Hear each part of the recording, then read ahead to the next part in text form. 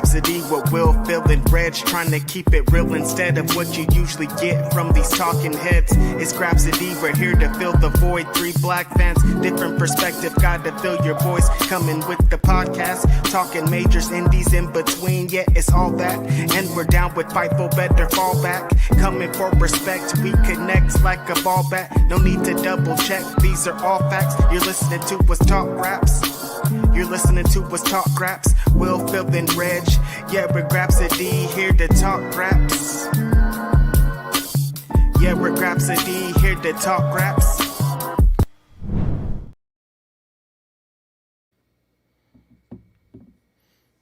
Top of the morning. We're here on a frigid weekend in Chicago, Illinois. We're still rocking with you regardless. This is Grapsody. I'm Phil Lindsey. Of course, I'm here with Righteous Reg. Hopefully, weather is better where you are. How are you doing this morning? It's your favorite rapper, your favorite writer, your favorite podcaster. Yeah, you said before the pod we were talking about weather in Chicago, and you said it was 2 below yesterday. And I just don't know the vibes. Like right now, it's 49 degrees in Oakland. I don't even want to say that out loud because I feel bad for the people that are freezing right now. It is cold all over the country, but not really for me. I'm going to have a nice warm day, I think. So sorry, you guys. Yeah, very cold here in the Midwest. Very cold in the D, as I see some people are saying in our chat. Shout out to Minimal. Stay warm, everybody. If you don't have to go out in this weather, don't go out. It's still people outside, Phil. Absolutely. It'll still be people outside regardless. But skating. Ice skate, I guess. I don't know. What a life. Yeah, don't know anything about it, and I don't know if I ever want to know anything about it. Shout out to California weather. Shout out to everybody out there. It's inside today, I guess, if the weather's like that, so you could be listening to Grapsody in the warmth of your place, maybe sitting in front of a warm fireplace. Phil, I don't know. Do people still use fireplaces? Yeah, I think so. See, I don't know. I don't know that life. Yeah. Shout out to y'all for being here, though. It's Grapsody. It's Saturday morning. Very excited. Life is lifing. Crazy things are happening at all moments. Wrestling world is a lot of things going on, Philip Lindsey. I just remember before we got on the pod, I do want to shout out the homie Cass for getting that gig with Hot 97, man. I think that's really cool.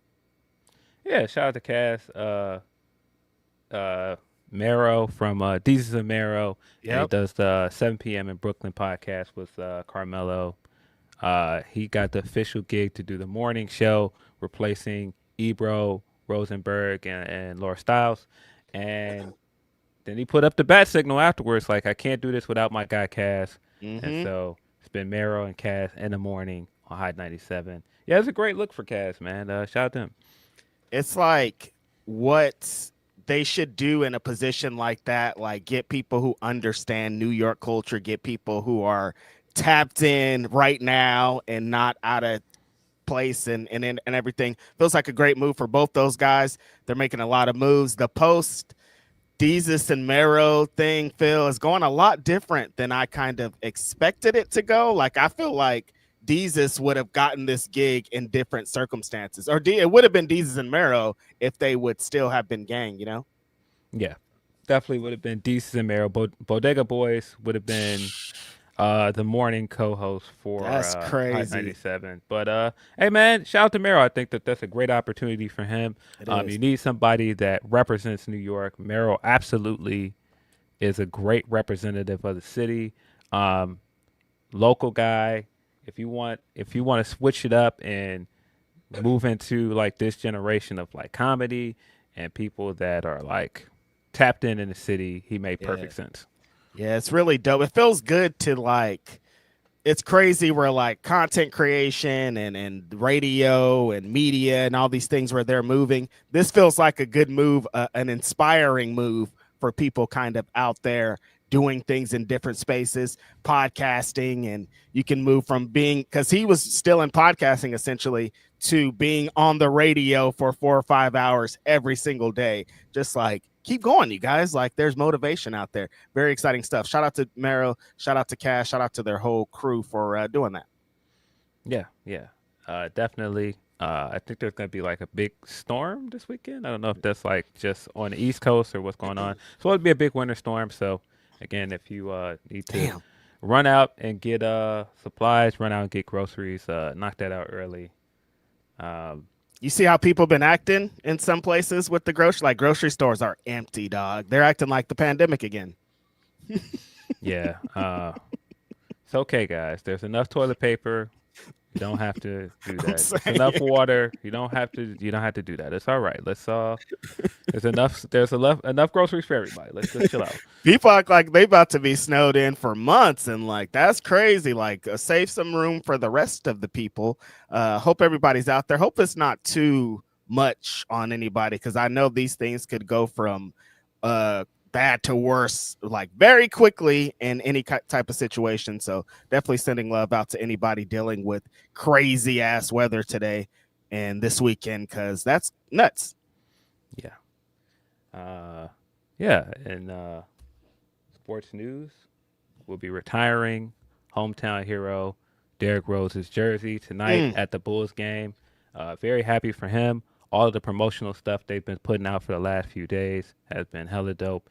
The pictures of him standing on the court, and they have like the what do you call it, the jersey and everything down so he can come down and touch. His family came in there. Some of his like teammates came in and got to see it before it goes up. So cool, man. What a guy. Wish that his career had gone better, but man, well deserved. One of the most impactful Bulls players of all time, in my opinion. Debate your mama about it. I'm not trying to hear it. So good for him. Very excited for that. I was talking to my brother last night. He's going to the game. So yeah, should be a great night. Yeah, as somebody that was a diehard Chicago Bulls fan when I was younger because of the great Michael Jordan, and who kind of fell out of love with Chicago Bulls for a little bit and then fell back in love with the Chicago Bulls again when a star player named Derrick Rose hit the court and was crazy and doing all these amazing things, and the unfortunate injury and all that. But like, he really reinvigorated Chicago as somebody on the outside. So I definitely could understand how it is for somebody that was in there, you know? Yeah. And he's from here. Inglewood representative, Simeon High School. He's got so many ties to the city. So, yeah, couldn't be more happy for him. Well deserved. The Bulls are on like a 3-game winning streak as well. Go figure. But yeah, feels good. Feels good to have like good news around sports. Chicago Bears are officially out of the playoffs as of last week. What a game, though. Yes. This was a lot better than I expected. I mean, I came on here during the season, was making fun of my dad because he said we were going to win 10 games. They ended up winning 11 games.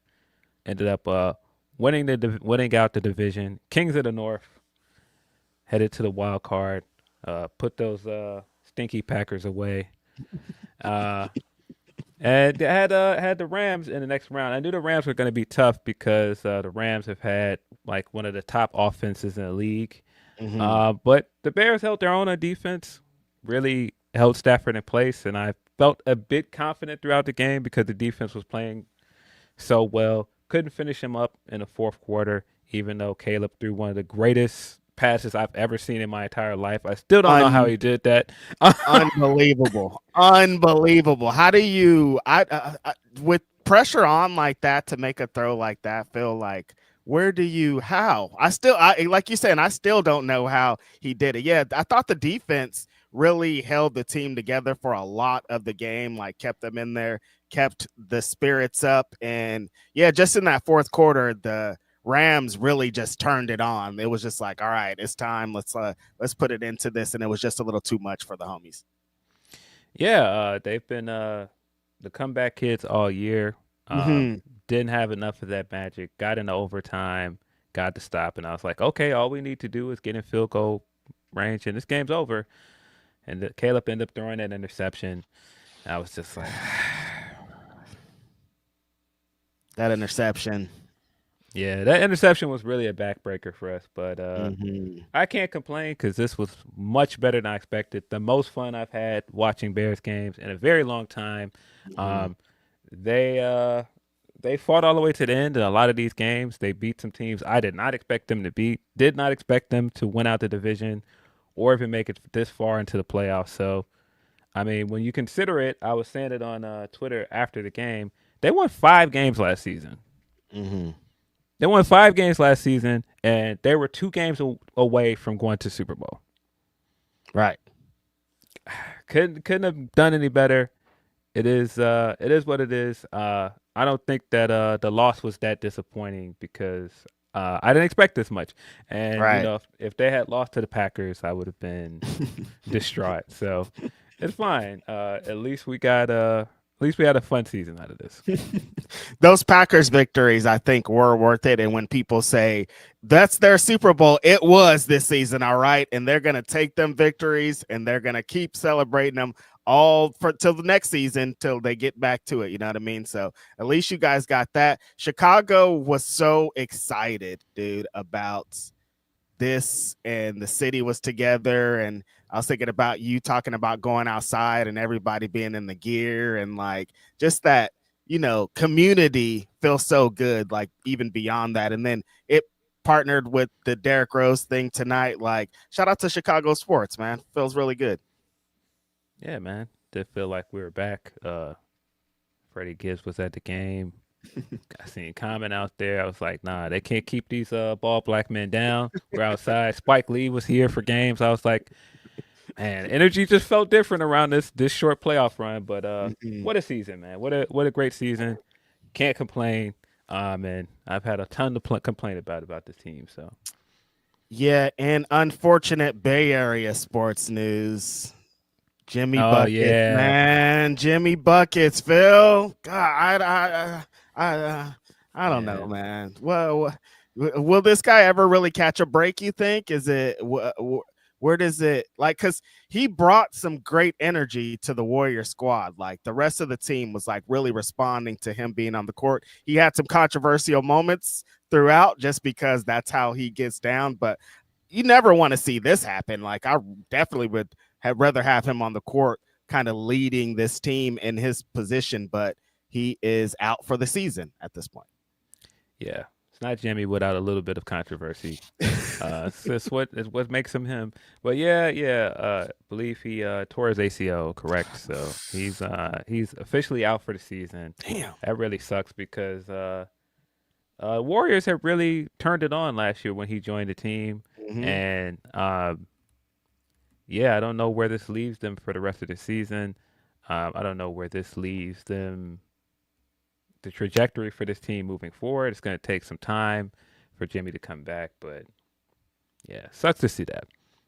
I watched a couple games this week, and like they got it. They could when it's time. The competitive games. They played the Mavericks. It was competitive all throughout. Like, they were turning it up in moments that they need to, but it's still the same story that it's been for the last couple of years. Like, the bigs just dominate them. Like, Draymond can only do so much in so many positions, but it's just like anytime the big guys get on a run, it's nothing they could really do. And it's unfortunate because I don't know if they'll ever be able to fix it. This squad I think that's it for this. It's been, the writing's been on the wall for a little bit, and the combinations aren't really working well. So I think this is it. I mean, 4 rings, Phil, there's nothing really to complain about. A fucking run of a lifetime.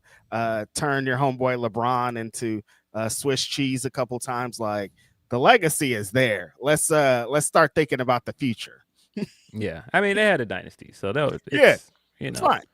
It's fine. You know, these things aren't meant to last. LeBron was in the news because that report came out about Jeannie Buss, and a lot of stuff that was said in that report, I was like, this seems familiar because I've heard a pattern, dude.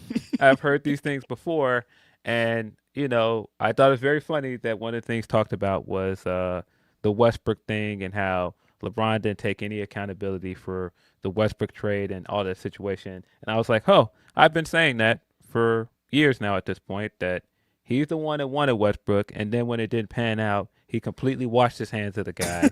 And it was just basically on the organization, make a trade, do something, get rid of him.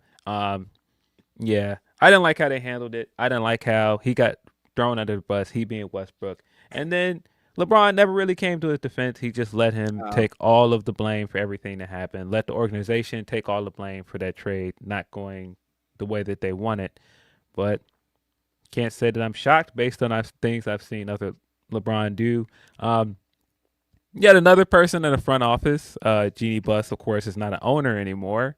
But yet another person in the front office that has not great things to say about LeBron when it seems like things are winding down. His days in LA definitely seem like they're numbered, and it wouldn't be a LeBron exit from somewhere if you didn't start getting messy towards the end. Happened in Cleveland, it happened in Miami a little bit, and now it's happening here.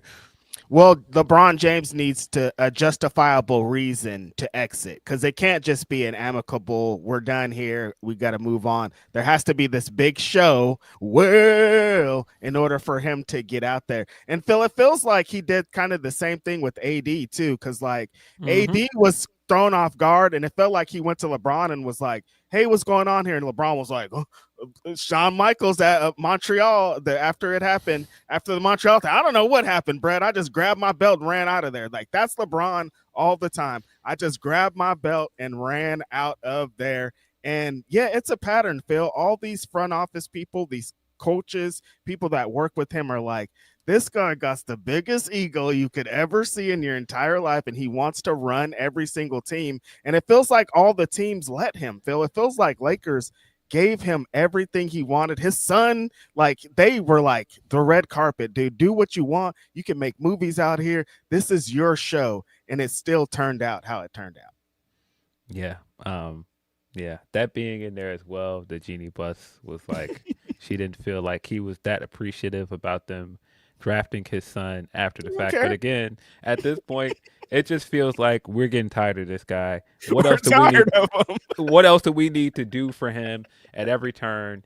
And it is always put in a way like he's saving this organization. We didn't do anything. We didn't have anything to do with bringing him here or putting together a team to win a championship. It's all LeBron. LeBron saved us from obscurity. And so I can see how that would be annoying.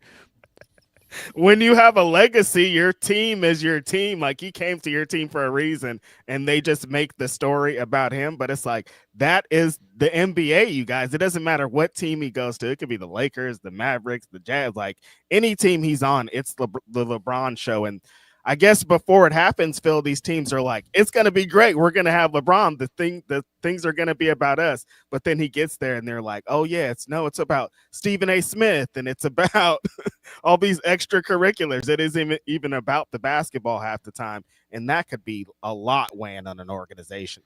So like, time is coming up. You played with your son, dude, on the court. Like, we're good here. Like, what else do you need, man? What else do you need here? Yeah. He won a championship out there in LA, despite what people want to say, calling it a bubble ring and all those other things. It doesn't matter. He won a championship as the LA Laker. I mean, can I get into my petty bag and say one championship in 8 seasons? I can divide. Yeah, I think that's funny, but at the same time, look, man, he did it. He won a championship out there. He's got what, 5 rings? Mm-hmm. Yeah, some he got him, Phil. When people talk about him on podcasts, the people that played with him, they're all like, he's the GOAT. Just like the people that played with Mike are like, Mike's the GOAT. So it's like, you got the accolades, you got the accomplishments, you got all the stuff. Like, do you want to continue to kind of tarnish it at the end, Phil? Does that matter? Is this Laker stuff mean anything to his career, that he has some drama on him? No, I don't think it'll mean anything in the long run. He's got the scoring. He's got the scoring title, or the scoring record. Yeah, it won't mean anything to people that don't care about these things. He's either gonna go back to Cleveland and have this farewell tour, or wherever he's gonna go. But I find it very hard to believe that he will be a Los Angeles Laker next season. Yeah, can't see it, and I can't be mad that it's not going to continue to happen. I think the Lakers, they got Luka, they got some futures already invested in, so it's time to go ahead and move forward and send LeBron on his way. That's so fun when you said the Cleveland, and I'm like, this was really about to get on his John Cena bag, just waving at the crowd for an entire last season, and the show's going to be all about him one last time. And you know what? Of course. Yeah. Well, he told us he don't want a farewell tour. Remember he said that? And I was dying laughing recently because now he's got this patch on his jersey with like him doing this little celebration thing, and it has like the 3 colors for all the teams he played on. I was like, okay. Seems a little farewell-y. Yeah. But yeah, it definitely feels like his days in LA are numbered. Definitely feels like we're heading to the end of his run in the NBA. The other big news out of this is that he was not voted to the All-Star team, I believe, for the first time in his career. Huh. A lot of the players on these podcasts, again, these vets were like, they were telling him not to play anyways. So I guess it kind of goes hand in hand. He doesn't want to, Phil. Didn't the last time he said, "Oh no, I can't. I gotta wash my hair or something" at the last game. He had a crazy ass excuse for the last game. The whole fiasco around that last All-Star game and him not playing was I don't want to do this. Not a good look. So not surprised at all that he didn't get voted in. But he'll probably end up on the team anyway. He'll probably be one of the coaches' picks or something. But yeah, this is the first time he hasn't been voted in by the fans. So yeah, beginning of the end. All things come to an end. Kobe and Jordan would never. That's all I just want to say. That's all. Yeah. Even when Mike, they were like, "What's Mike doing in the league still?" He still was on the All-Star team, no matter what. Yeah.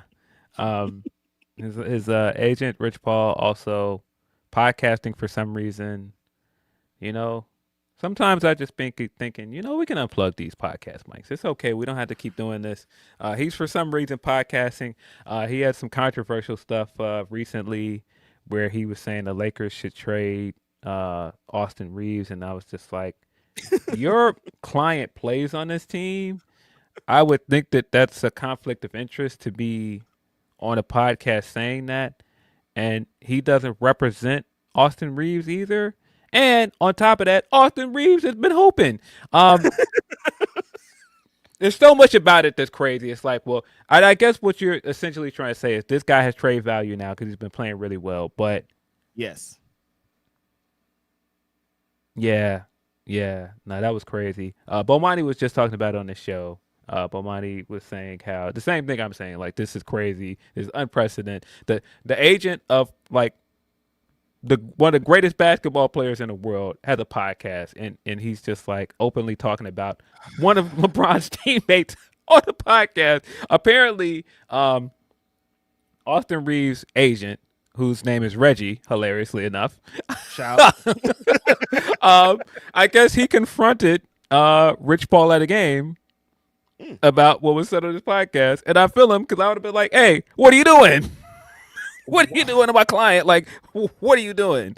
Why is Rich Paul in what the position that he's in? Like you said, he's the sports agent for LeBron James. And his resume is crazy. You don't need to be talking on a podcast about nothing, dog. Do business. This is where we are, Phil. That nobody can just get the wins and be in this position. They have to tell you about I did this and I'm going to do this and this is what should happen. I need to get my guidance out to the world. And it's like, you do, but not on a podcast that's going to get you in trouble. And you're starting out like this.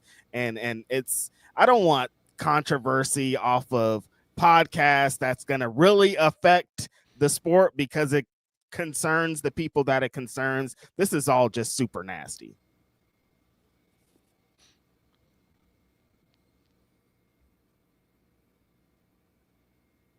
Yeah. Yeah, everything about this is messy. Very, very messy. Hate it. Yeah. But yeah, send us in your super chats. That's the best way to get your chats read on this podcast. You can also send us a Humper Chat, humperchats.com/Fightful.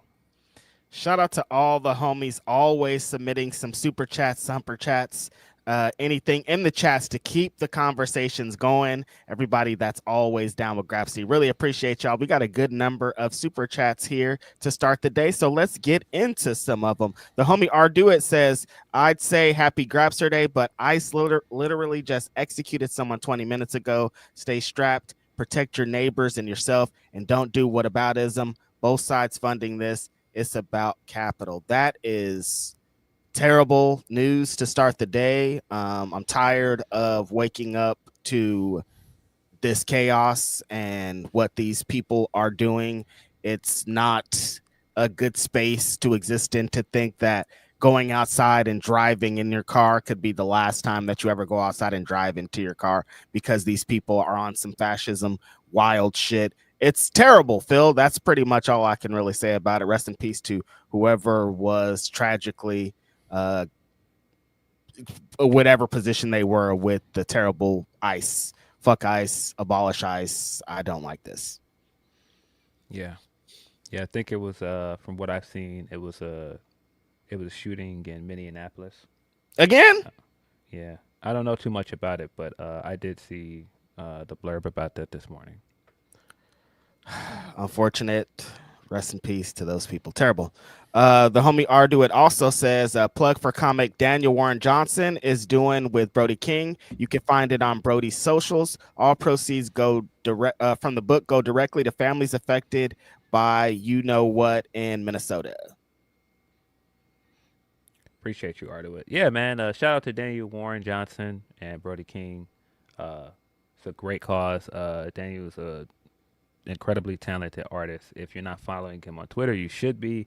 If you're not on Twitter, probably can follow him on Bluesky or IG or somewhere else. Shout out to Brody King, always being involved in stuff like this, just being in the mix. And this is why I think that he is not pushed enough in his position, because I think he just represents so much. I still am very happy that they played that vignette weeks ago where they said, this guy's in a band, he's fucking cool beyond being this wrestler. And I was like, they finally did it. Just need the next step of bringing that band out there for one Brody King entrance. I guess when he gets a big world title match, that could be the thing, or when he wins the world title, that he definitely should. But shout out to Brody King. Definitely check those books out. Appreciate you, Arduit.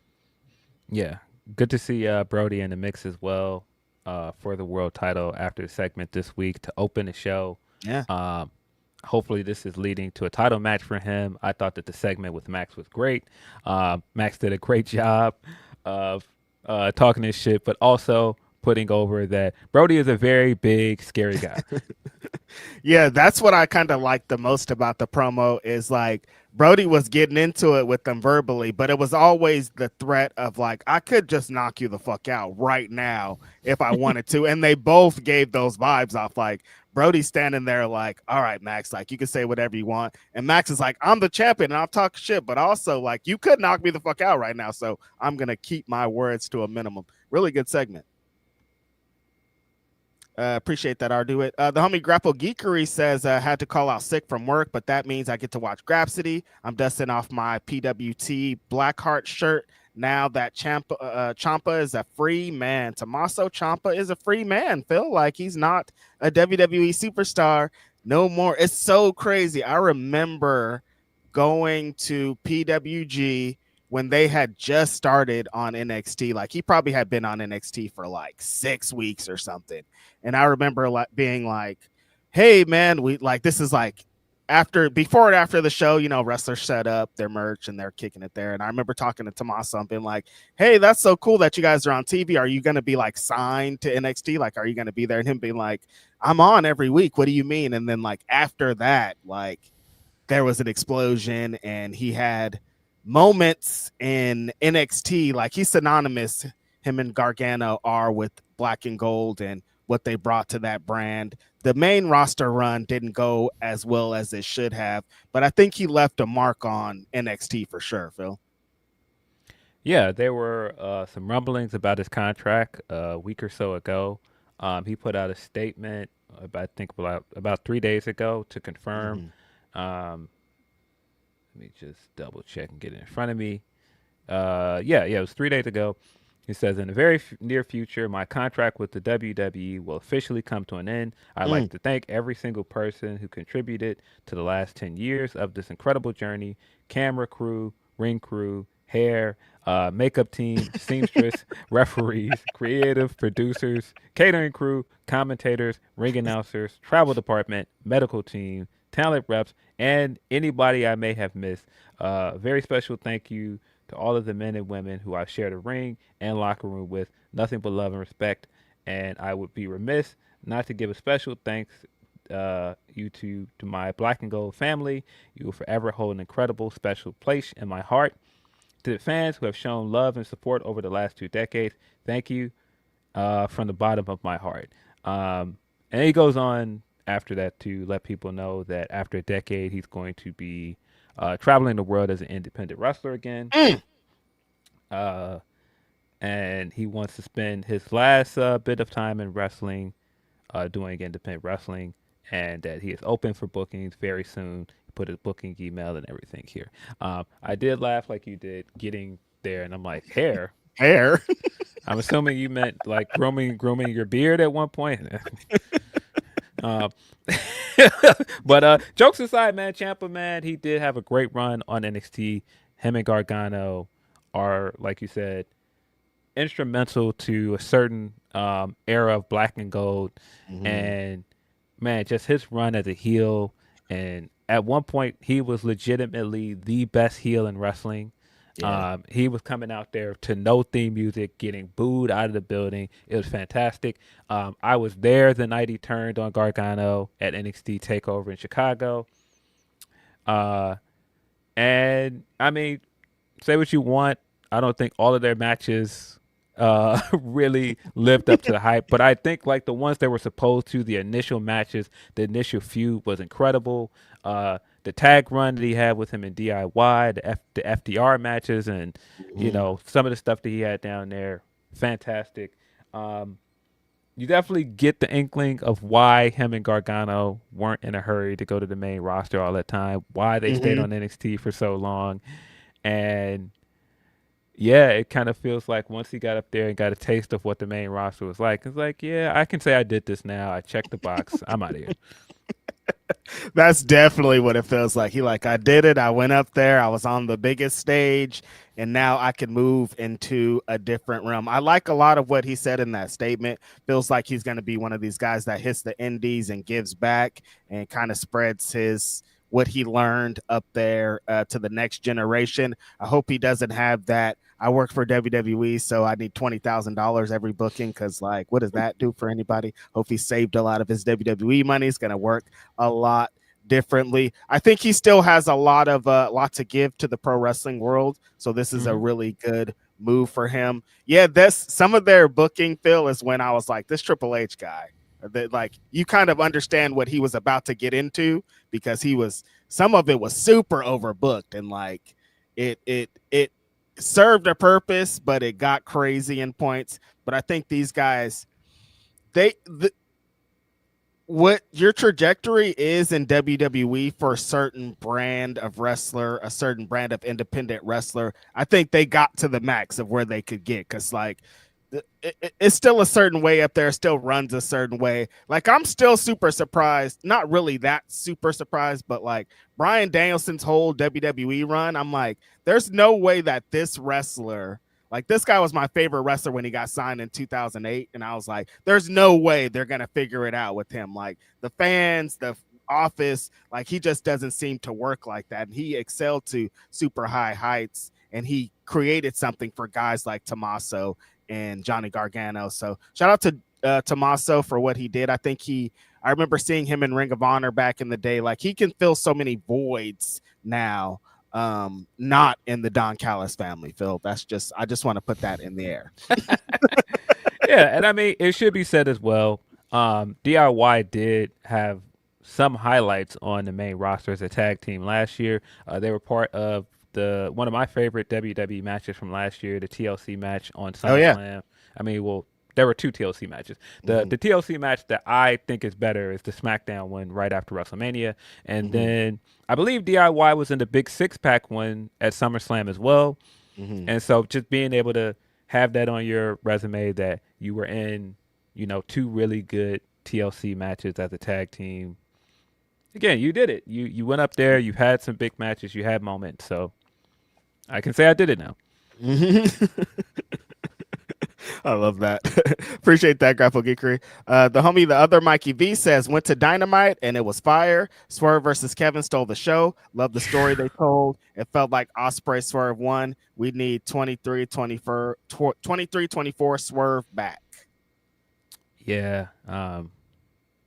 We'll get into that match some more in a minute, but there were bits in that match where it cemented what I said last week. I was like, oh yeah, this guy is he's heading toward the heel turn, guys. If you don't see it, it's definitely there. The hints are there. Absolutely. I've been saying this Hangman friendship is just it's past its date. It's time to move forward. And the way that Swerve has been walking around, the way that he's been moving, popping his shit, I'm like, yo, nah, he's ready for that. And there were many moments in this match that we're gonna get into. Kevin Knight, like the bright future, man. When he was trained in New Japan, moments come out, Phil, and you understand like how he like can slowly get into a moment, let a moment breathe, but then also go 1,000 miles per hour. This guy just gets it. That's it. Appreciate that, Mikey V. The homie Eloquent with the super chat here today says, new Rock Marciano goes crazy. Absolutely. I played it, hopped in my car yesterday, went for a nice ride, and Rock Marciano put out a new project, fully produced by Rock Marciano, and it is everything that you would love. It's minimal beats. Production is just, a couple of samples and some drums, and then Rock Marciano is just going crazy with the way that he talks. Very unique way of rapping, approaching it. He's kind of have funny moments in there. He has player moments in there. He has dope bars in there. Like, it's such a complex mix of rap, and it's exceptional. And I love starting out the year like that. Rock Marcy just is one of the most consistent rappers that there is. He stays in his own place, and he just continues to put out really dope shit. So definitely check that out if you have not. Yeah, I haven't heard it, but the last few Rock projects have been fantastic, so I have no doubt this one's going to be heat as well.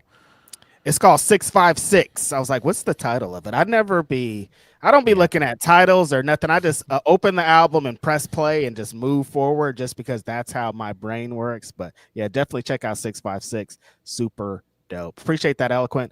Joel Alcoin says, watching live, saying what's up from the Great White North. Keep up the great work, gents. Shout out to you up there. I'm sure you're in some cold fronts too. And I hope everything is chill for you, my friend. Appreciate you joining us again. You've been on a number of podcasts with us, and thanks for joining us live today.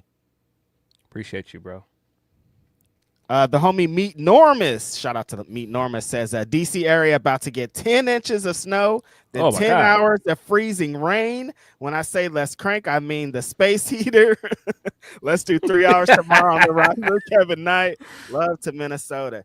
10 inches of snow again. Crazy. What, dude? I don't know nothing about that. Like, if 1 inch of snow, if half an inch of snow dropped on California right now, we'd be like, what's going on? It's chaos. It's crazy. 10 inches and then 11 hours of rain, or 10 hours of rain is like, why? Why? For what? What's going on here? What's going on? Shout out to Meet Normus. I hope that you have some supplies. I hope that you're ready to sit it down and chill for some time. And I hope you stay safe out there.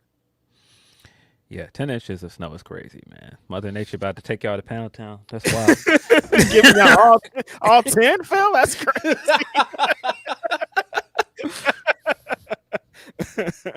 You coming in with all that, Mother Nature? That's wild. Crazy.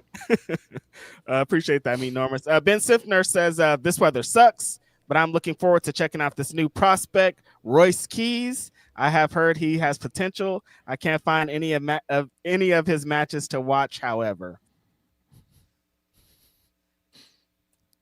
I don't know what you're talking about. I have no idea, Phil. I don't know what this is. I don't know what this is concerning. Yeah.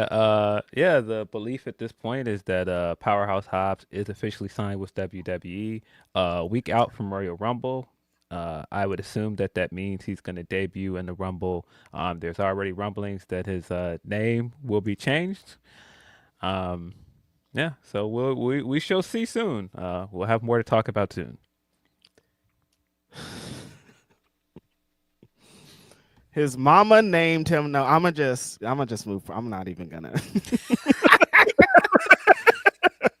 I'm not even gonna get into this. I hope everything's good with you with weather too, Ben. I don't know what this name is. The rest of the super chat, I don't know. I just do not know. I have no recollection. I don't know what this is, and I don't know what you're talking about. Shout out to my homeboy. Things seem to be going well for him. That's it. That's all I'll say. Ben Twinblade said, "Oh my God, y'all, it's so hot. It's 5 whole degrees." F. Warner Brothers discovery for giving Miguel the Jay Briscoe treatment. Yeah, it's a good place to get into that Van Twinblade. Trey Miguel was in the news this week because he is not all elite, as we assumed last week. I thought it was strange right away when the Rascals were on Collision and it was just the other 3 guys. It was just Myron, Zachary Wentz, and Desmond. Mm-hmm. And so I was like, what's going on? Where's Trey? And then that's when the reports started to drop that Trey Miguel was initially signed and then released by AEW because somebody higher up had something to say about the signing. And initially, people was like, "Who's higher up than Tony Khan?" And that turned into people trying to make it seem like Tony Khan hit him with the kibosh. But the way it sounds like Warner Brothers had final say on this. Warner Brothers potentially found some old posts. Trey posted a few days ago about how he's a different man. I suppose I should get that tweet up in front of me so I'm not paraphrasing him. Mm-hmm. But he put a tweet up that led me to believe that's probably what this was, that they found some old tweets. And unfortunately, he's being held accountable for them after the fact. Initially, he said he was planning on taking some time off. But that did not last long. Here we go. Here we go. I have the tweet in front of me. About 4 days ago, he said, "I've made a lot of mistakes in my time. I've always apologized and did my best to put a best foot forward. I don't preach hate. I don't take any pride in being hateful. I'm a man of faith. I believe in forgiveness and only ever preach that. I'm a different man today." Yeah, so for him to post that right after this news that he would not be all elite, that definitely led me to believe that probably some old post or something surfaced and Warner Brothers made the decision to not bring him in. That's unfortunate. I think that Trey is a very talented wrestler. Absolutely. Based on a lot of what I've seen of him and some of the interactions, he seems like a good guy. But then again, you just never know. If this is just some old tweets, I don't think that's really fair. It's not like I've ever seen this guy out here making that his brand to like hate, be hateful or something. Obviously he's very religious. That's come across in his Twitter account, but yeah, I don't love the idea that he's being held more accountable for some tweets than some people that have actually done terrible things in wrestling. Absolutely. And they're still wrestling and they're still working like none of this happened. There have been people that have been caught on camera or on streams or something saying something awful, and they're still in the business. They're not being punished, and he's being held to the standard for some old tweets. I don't really like that. Again, Phil, we had the same conversation about the Briscoe. Is there room for a wrestler to rehabilitate themselves, for them to learn and research about the topics and move on and become a different person? Is there room for that in pro wrestling? Because a lot of wrestling fans are like, yeah, get him. He said this 6 years ago. Get him out of here. And it's like, is there room to change, or is it does it depend on the situation and what's said and what's done as to how you move forward with the person? Yeah, you should leave people room to grow. And Trey's still a very young man. I don't think that there's, and again, I should put into context. I haven't seen a lot of the texts or the tweets that are probably got him in some hot water, but yeah, I just think that he should be allowed to grow. He should be allowed to change. And, he should be given a chance. It shouldn't be just, oh, well, no. These tweets were from here, especially if they're old tweets. It's not like they were like recent. Yeah. It's a tough situation, man. It really is. When it initially happened, I was like, "Dag, I hate to see that." Hopefully, Trey lands on his feet. We got news immediately before the week was even out because, like I said, he landed right on his feet. He initially said he was going to take some time off, and I'm sure that was pretty frustrating situation. All you and all your friends get signed, and you think this is it. You're going to be on television regularly, one of the top 2 promotions in the U.S., and then all of a sudden, it gets snatched away from you in the final hour. But as of Thursday, he is back with TNA. TNA re-signed him. Immediately gave him a big win as well. He's got the briefcase. Could be a blessing in disguise for him. I think that TNA needs guys like Trey. They need guys that have a history with the company, somebody that you can easily slot back into the main event scene and have matches with like the likes of Mike Santana or Mustafa Ali. So it could be a good opportunity for him. It just sucks that it happened this way. This shined a light on, I guess, because it doesn't happen as often. Like we have the Jay Briscoe thing and a couple of other situations, but it kind of shined a light on the vetting process for me, Phil, of like, what goes behind we're signing you as a wrestler. Like when it's just like, how does the background go? Like they said, it was above Tony Khan's head. Like, how does it get to that person of like, hey, this wrestler, Trey Miguel, who they probably know nothing about, have this, you need to check their background and what's going on. Like the process I thought was a lot simpler, I guess, in the grand scheme of things, but it seems like of course it makes sense. It's a corporation and they're a part of all these different partnerships and all this crazy stuff, so of course it would get to that, but like the vetting process, just like now it's like, damn, delete them tweets,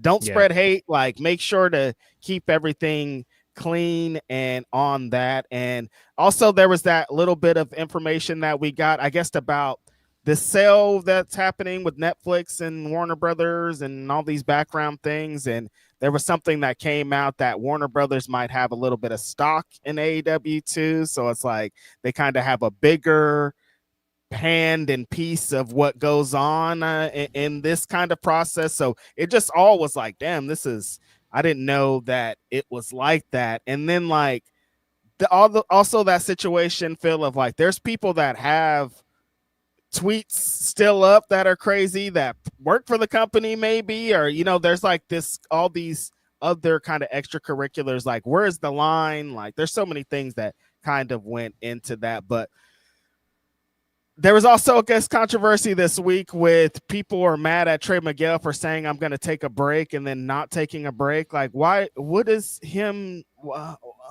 who cares about what the wording is or however the thing happened? Like, people need to work. People, he was in a whirlwind at that point. Like, I don't know. This all just seems so crazy, Phil. I'm like, this is kind of nuts for just a wrestler. So to see him immediately bounce back on to that TNA show and get one of those briefcases, it'd be the most insane, one of the wildest stories of all time if he has the fired inside of his briefcase. Like, this was all just an elaborate plan to get to fire him again on TV. Like, TNA would have to be taking out back if that was the situation. But yeah, just a lot going on with Trey Miguel.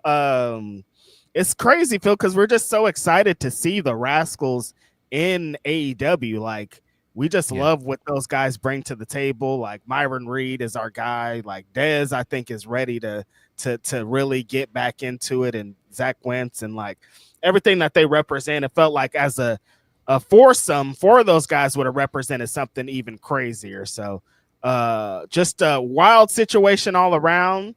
Seems like Trey Miguel's back at it. So that thing worked out for him, Phil, right? Yes.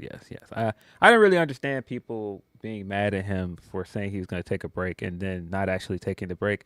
I think his immediate reaction to it was just like, I don't know what I'm going to do now because, my contract with TNA expired. I thought that this was going to be the next step in my career.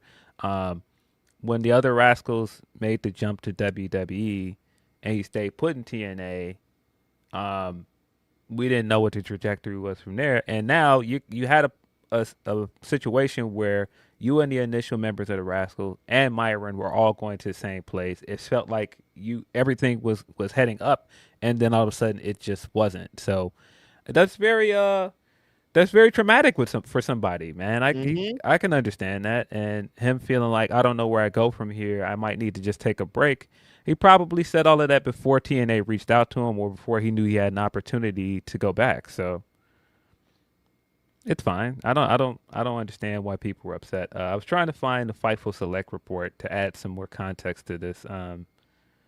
Here I have it. According to Fightful Select, AEW heavily implied it was Warner Brothers Discovery decision. To be more specific, we were told it was in relation to a post that Miguel had made in 2020 that was homophobic in nature, of which he immediately apologized for. We were told that there were no additional posts or situations that were said to have factored into the reason provided outside of online speculation. The reaction inside AEW was one of frustration, as Miguel and the Rascals have good relationships in the company. There were a number of wrestlers who felt like there were standards applied to an AEW talent that don't apply to other personalities who have appeared on Warner Brothers properties.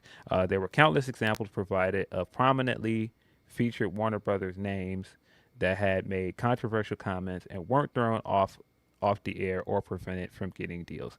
And that's kind of what I meant earlier.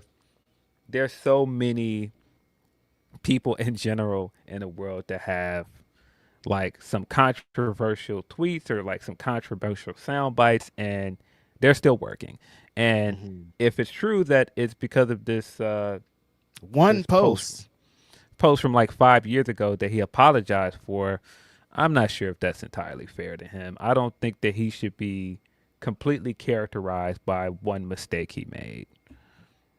Like, one post could change the trajectory of your career, and like, you can't say that one post represents an entire person. You know what I mean? That just on the internet, what times were, and not justifying anything that he said. Like, I'm sure what he said was super wild, but like, one post is like, I thought this was like a series of things and things that led up to it, but like, one post could be being the determining factor is a crazy place to exist in.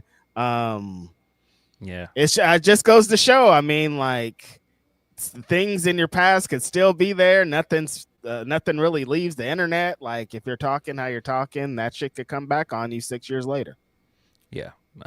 Be careful. Erase them tweets. Delete them tweets. Be careful. Tweets. I mean, be careful what you're saying online in general, but please just, more importantly, don't be hateful. Some of these tweets, erase all of this stuff. Yeah, it seems like based on that report from Fightful Select and the situation with the Briscoes, that's kind of the line with Warner Brothers Discovery. They draw the line at homophobia, and so, and I mean, I get it, I really do, but They should. I just if this was just one situation and he had apologized for it, I don't know if he should have been punished to this degree because of that. It's such a touchy subject, man. Like, it's so unfortunate the way that it transpired because, again, can you rehabilitate? Like, is it like he's done forever? Will he never get a chance in AEW because of this one post? Like, we're one and done. Like, we can't talk about it again. He can't go and do a bunch of things to get better and do all these show that he's improved. Like, you know what I mean? Like, it's just over for him. It's just a kind of grim spot to be in. Yeah. But it wasn't over for Robert Downey Jr. Shit, I don't know. Yeah, I wish Trey the best, man. I hope that everything pans out for him in TNA. Like I said, this is a good opportunity for him to get some motion over there. It's just unfortunate that we thought this was heading one way and rug got pulled out from under him. You are 100% correct, though, in saying that TNA needs this, Phil. I watched just the intro to their TNA AMC show, and the intro is like the Hardy Boys and Frankie Kazarian and Nick Nemeth, and like watching that show, watching just that intro, I'm like, again, who I'm a huge Hardy Boys fan, man. Goats. I love me some Jeff Hardy. I thought his match with Mustafa Ali on the show was fun, but like, who, Phil? Like, what does this represent? Like, who's coming to watch this show? You guys, I don't get it. Yeah, by all accounts, it seems like this week's episode was much better than the debut episode on AMC. It was better. So that's good. But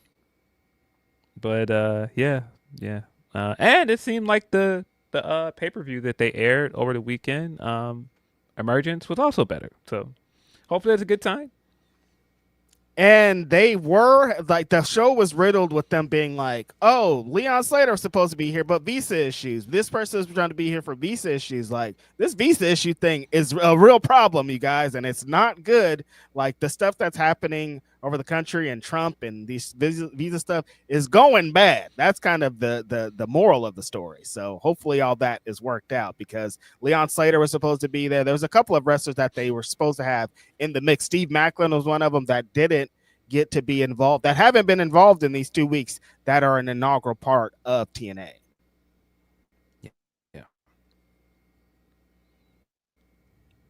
Let's get into a few more of these super chats and we'll move forward. Appreciate y'all. Wish Trey the best. The homie Ben Sifner says, congrats to D Rose. Unfortunately, the next big celebration will probably be the death of Rensdorf. Go Bulls, go Sox. Who's that? Or Reinsdorf. Who's that? Reinsdorf, that's the owner of both the Bulls and Sox. A lot of people want this guy to sell the team very badly. So can't say that I will be celebrating his death, but I'm sure some Chicagoans do feel that way. Appreciate that, Ben. Van Twinblay says, also it's Girl Scouts cookie season, baby. Hard to say. What's your favorite cookie? What's your favorite way to eat them? My answer, Samoas and crushed thin mints on vanilla ice creams. The peanut butter and chocolate, I don't know the official name for them, but them goes hard. I haven't seen any Girl Scouts out here. Maybe they don't be out in Oakland. That's crazy. Yeah, I haven't seen a Girl Scout cookie in a long time, but yeah, the Thin Mints, you put them in the freezer. You know what time it is. Like, oh yeah, freezer Thin Mints go hella hard. Like that's top of the list right there. But yeah, they don't be in these hoods, I guess. Like I gotta go out of town to get Girl Scouts cookies. Appreciate that, Van Timblade. Mikey V also says, also Andrade's the funniest dude in the business. Hilarious, bro. Hilarious, man. Sometimes he just tweets things, and I think he'll just be like, "Nah, whatever. We're cooling." It's just the way he just keeps trying to act like he's unbothered by all of this stuff that's being said around him. Hilarious, bro. And apparently, he did a bit in Mexico this week where he was like, the women in the crowd were going ham, and he was like taking off certain bits, and he like took off his glove to show his wedding ring finger with no wedding ring, and then they wanted him to take off his pants, and he pulled off his pants like Andrade's out there walling, I guess. Yo, what a guy, man! Can't keep a real Latino down, bro. You can't, dog. Again, the way we saw him glide in Las Vegas through that fucking beach, I was like, this guy's untouchable. There's nothing that they can do to stop this guy. Bro, or farming in the middle of just like a random after party, just cause, bro. Just what a guy. I was like, did Andrade just glide through here? Like, I don't think anybody could touch this guy. He looked like Bruno Mars for a minute there. I was like, this is crazy. Oh, man. Shout out to Andrade. Well-rounded Leo said, let's be honest, LeBron saved the Lakers. The Lakers sucked and were Ireland irrelevant. That's why they gave him the power. No, he definitely raised the profile of the team again, got them back to the championship, won them a championship. But, you know, you just got to take the good with the bad that comes with him coming to your organization, unfortunately. You're going to have to deal with his entourage, his demands, and a lot of stuff. And we've heard that more than once at this point. The way that Westbrook talks about that time, you just know it just was not good. And he don't say nothing about LeBron. I mean, he completely avoids talking about it. He avoids talking about him. And seems like there's a reason for that. And when the down guys, like the DeRozans, the Westbrooks, when those guys feel a certain way about you, it's for a reason. The homegirl Shanika says, also went to Dynamite / Surprise Collision this week. My first in-person Kenny singles match since All Out 2021. That's a long time, Shanika. Hopefully he's truly feeling as great as he say he is. Swerve versus Kevin was incredible. Yeah, Kenny Omega, Phil. This is probably the best I've felt about him in a while. Like as a singles wrestler, that's like, I don't need you to do epic 40, 60-minute matches these days. You give me a sick 15 to 20 with the hooper like Josh Alexander, and we're good here. Yeah. I think this is the best he's looked in a while now. He's had some good matches since he's been back, but you could see that he's still trying to work off a bit of the ring rust. He's still trying to find his legs a little bit. I thought he looked comfortable out there. I thought that he looked healthy. So yeah, seems like this is it. This is we're back to singles match Kenny. He is putting his hat in the ring for the world title. Very excited to see where that goes later this year. I mean, if he was saving it up, Phil, like I totally understand. If he's like, I'm gonna just wait till I get into the world title picture and it's time to get these singles matches locked in and do it. Makes sense. Save that body for the perfect time because we're about to get kicked into high gear. Him, Swerve, Hangman, all the people kind of surrounding it, I think was super dope. I'm appreciated that you're jealous also that you were at that show this week, Shanika. You guys got that surprise collision because of the weather that Phil and I have been talking about. They had to switch up the schedule. So yeah, that's super dope. And we're still going to get into Swerve and Kevin Knight, but saying the name Hangman out loud, Phil, there was a little bit of a controversy this week with also your homeboy, the Hangman, for some picture he took. Can you take pictures with people who were your friends or still might be your friends? Can you take them with them if they got a crazy case? Guys, I just would like to reiterate, and I've been saying this multiple times. Y'all don't know these people, man. It's okay. When this picture hit the internet, and I know the pedestal that people put Hangman on, I knew where this was heading. And, you know, there were a lot of very disappointed people, but we just don't know enough about the situation to jump to conclusions. People were just like, oh, well, is it too much to ask for him to not be friends with Marty, blah, blah, blah. Even though Marty has openly said that the Elite have not backed away from him, they're still friends with him. We've known that for a while.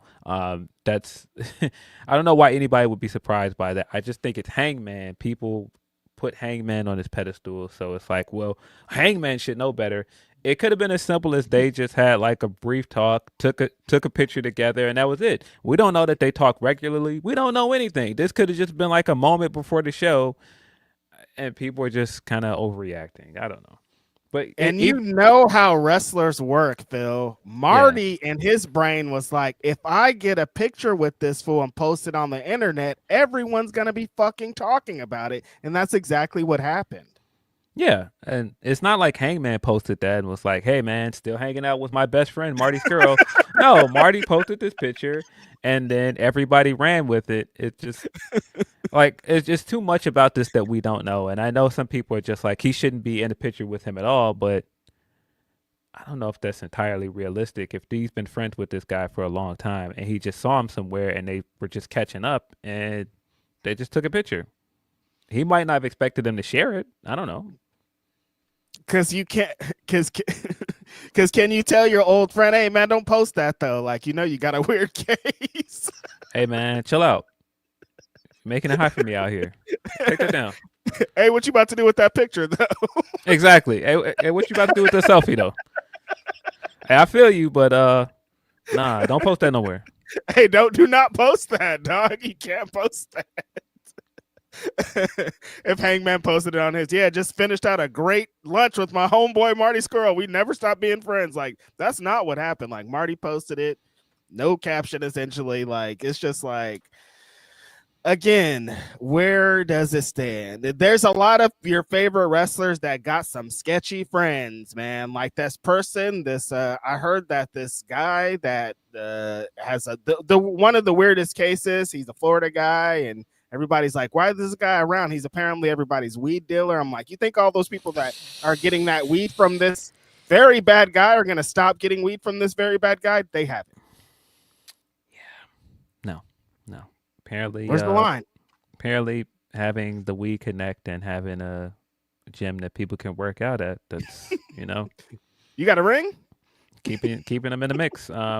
But yeah, I mean, I get it. I get some people that are like, they don't want Marty associating with anybody. They don't want him anywhere around the wrestling business. But fair.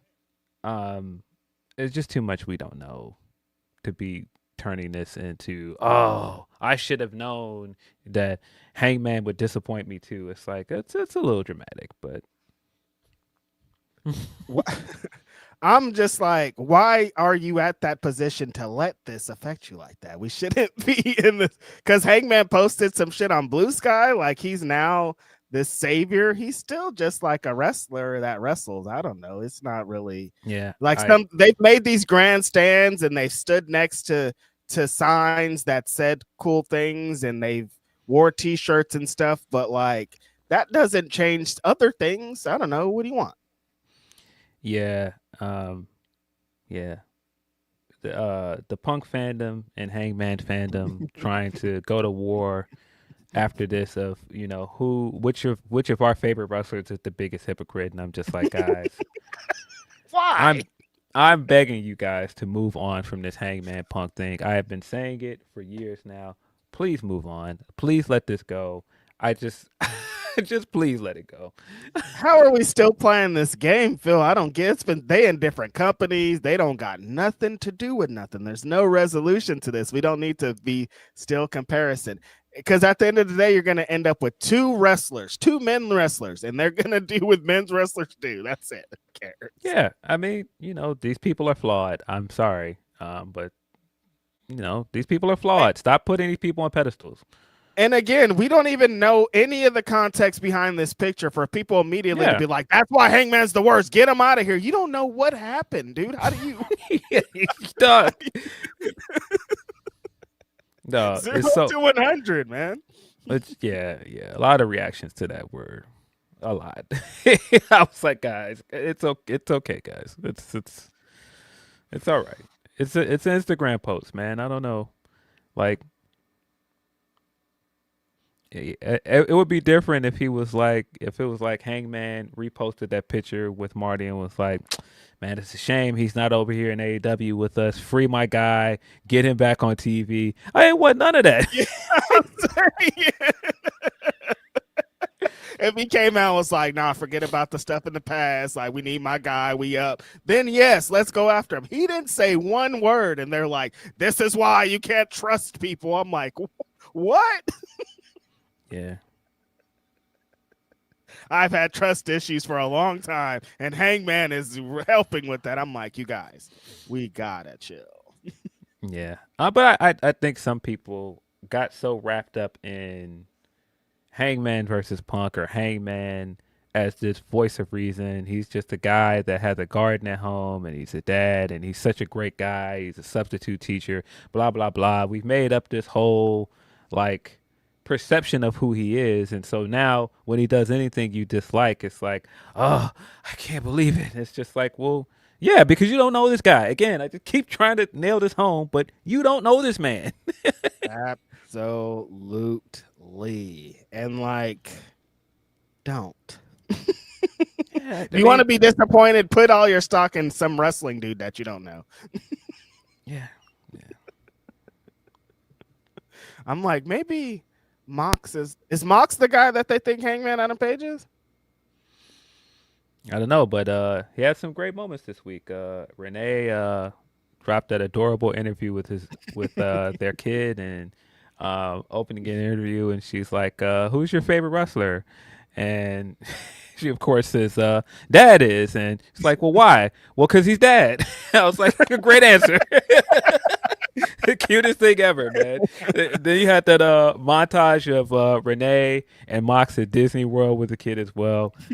I just can't even imagine Mox at Disney World. That in itself is funny. Like, can you just like imagine Mox on the It's the Small World ride with the small mouse ears on the top of his head? That's hilarious, bro.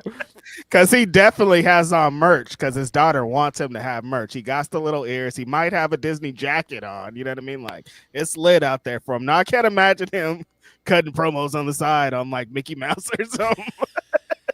Bro. Hey, Mickey. Bro. Mox walking around there. Hey, this is the Magic Kingdom, huh? This is it? This is the magic? They bring the magic here? We'd have magic in my house when I was growing up. My old man used to come in, flip on the lights, and say, "There's your magic." The lights are on. Bills are paid. You had heat this morning. There's your magic. Renee's like, can you get out of promo mode, please? You're freaking everybody out. It's just like the contrast between what he is on TV and then you see him with his daughter and you're just like a completely different guy. Like, how does he tap into this guy who wants to be on barbed wire and glass, and then the next day he's high-fiving Mickey, you know? Appreciate that. Christopher D. Alston says, LeBron's antics remind me of the alleged Cena drama earlier in his career. Just ask the Nexus and Alex Riley. If you know, you know. Man, I mean, and as the funny thing about this LeBron stuff is I just couldn't imagine him being any other way. When people are like, he is like an egomaniac and like he's got like his demands, he wants his entourage and he wants to be treated a certain way. Yeah, this guy has been famous since he was 18 years old. I just can't imagine a world where this guy would not be insufferable. If you had the kind of popularity and money that this guy has had from a very young age, yeah, I don't see this going well. Dude, in high school, they were saying, you're going to be the greatest basketball player ever. He would turn on his TV and the news and the Sports Center were all saying, this guy's the next greatest player of all time. I would be the worst guy you ever met, dude. And like, he still has a pretty a positive image for most of it. You know what I mean? Like, most fans don't even care about any of this drama. And like, he is the savior, you know what I mean? But like, he could be way more awful, honestly. Yeah. I mean, as much as he does that I think is kind of ridiculous, he could be much worse. All that money, Phil, like more money than anybody should ever have. And like, he's had it since he was 18 years old, dude. Like, What? Yeah. No, I remember. Remember when he got that truck? He got that Benz truck when he was in high school, and like there was that controversy of him accepting those jerseys, and people were talking about that. You know, he probably was accepting gifts, which there's no way he wasn't. What do you think? The number one prospect in the fucking universe that he's gonna just be like, I don't want none of that stuff. Yeah. Yes, bring me my truck, dog. I will drive that. Yeah, I remember that truck was a big deal. It was. They were going crazy. I was like, damn, it might be over for LeBron. It was not over for LeBron at all. Not even close. Appreciate that, Chris. Devil Kazuya says, I won't be shocked if TNA gave Trey the fire case. Just like I was saying, they did. He came back to the Feast or Fired match, which, you know, there's 4 people in the match, 4 briefcases. 3 of them have title shots, and 1 of them is you're fired. So the people in the match are like TNA royalty, essentially, and it's going to be a shock of whoever it is. But if it's Trey Miguel, like, shut this company down. I'm not even joking. And the way that this Carlos Silva guy, Phil, he is in his Hunter Hearst Helmsley bag, brother. He can't wait to get on camera. Like, wait, what can I do? Like, you need me to put a title around somebody's waist? Like, dog, what are you doing here? I've said this 3 times already. Yeah, taking all their creative cues, or a good amount of creative cues from WWE at this point, the way it looks. I don't know. Hate it. Not going to work. If you want to continue on AMC, you have to develop your own fucking identity, not T-Moo WWE like people are saying. Appreciate you, Devil Gazilla. Cool Fool 1980 says LeBron is NBA version of that's not going to work for me, brother. Definitely. Like, absolutely. He's probably in meetings, board meetings he ain't supposed to be in, and like he can text people and get shit vetoed. Like, it's definitely like there could have been different things, and LeBron's like, that's not going to happen. And again, of course, if you are basing your league off of me, Phil, I'm going to be that person. Yeah. If you let a kid eat candy and run around all day and throw your TV on the ground, they're going to eat candy and throw your TV on the ground. That's pretty much it. Yeah, you're building your franchise around me. Yeah. Okay, I'm going to need this, and this, and this. Yeah, I get it. Draft my son. Yeah. What do you mean? Draft my son. Y'all know my son's coming up. Yeah. What does that mean for us, LeBron? You know my son's coming up. He wants to be a Laker. Like, it doesn't usually, it don't work like that, LeBron. I know it don't work like that. My son is going to be a Laker. That's crazy. Making your son a Laker, Phil. No, people don't have influence and stuff like this. This is a different level of life. Remember that week of him after his first game and people trying to say, well, nepotism is a good thing, guys. And I was just like, boy, we have lost the plot. I knew that we were far into the woods when that started. When people were like, oh, no, in this case, it's like he's supposed to. And I'm like, but like his son is not really. Okay. Appreciate that. Shanika also says, speaking of turnarounds, how about my alma mater, IU, going from most losses in college football history to 16-0? Wild plus Coach Siggs actually smiled. Yeah, that's dope. I don't know nothing about college football, Phil. What about you? Yeah, I'm not a big college football fan. My dad is, but I don't really keep up with it. Shout out to your alma mater, Shanika. They people were talking about them on the timeline all fucking week. It's crazy. Football is still like the love just does not die. Like, people are crazy for college football. People are crazy for the fucking NFL. Like, football goes crazy. Yeah. Ben also says, what motive would TK have for hiring and firing someone for all those conspiracy theorists? Yeah, that's kind of why I was confused why some people immediately started blaming Tony. Because up to this point, it seemed like he wanted all 4 of them. I don't know that he would make this move to bring in all 4 of them. Then he was like, wait a minute, you get out of here. Like, What's Trey Miguel doing here? Yeah, I don't know. Unless he had like some personal vendetta against them, but if he did, then why would you make the point of signing all 4 of them initially? Why wouldn't you just offer the other 3 contracts? I don't think he would go the route of signing all 4 of them just to release him. He saw Trey tweet the heart emoji or whatever after they announced the Rascals and was like, "What the fuck you tweeting for?" Now he wouldn't have. There's not some kind of crazy motive that Tony would have post already saying they're hired. You know what I mean? At least, you know what I mean? That was the confusing part. Appreciate that, man. Well-rounded Leo also says, I think TK is lying. WB does not know who Trey Miguel or the Briscoes are. TK has the power in his decision. It's strange after Mark died, Jay is allowed on. After Jay died, Mark is allowed on TV. No, what? Because it just doesn't make sense though. Like, why would he? Yeah. Why would he? It doesn't add up. Is the point? Yeah. I think to their point of them saying Warner Brothers doesn't know who these wrestlers are, they don't. But I do think that Warner Brothers, as big of a company it is, they do have, a compliance officer or somebody in place to do some background checks on these people. And so after they did the background check on Trey, that's when they probably were like, no.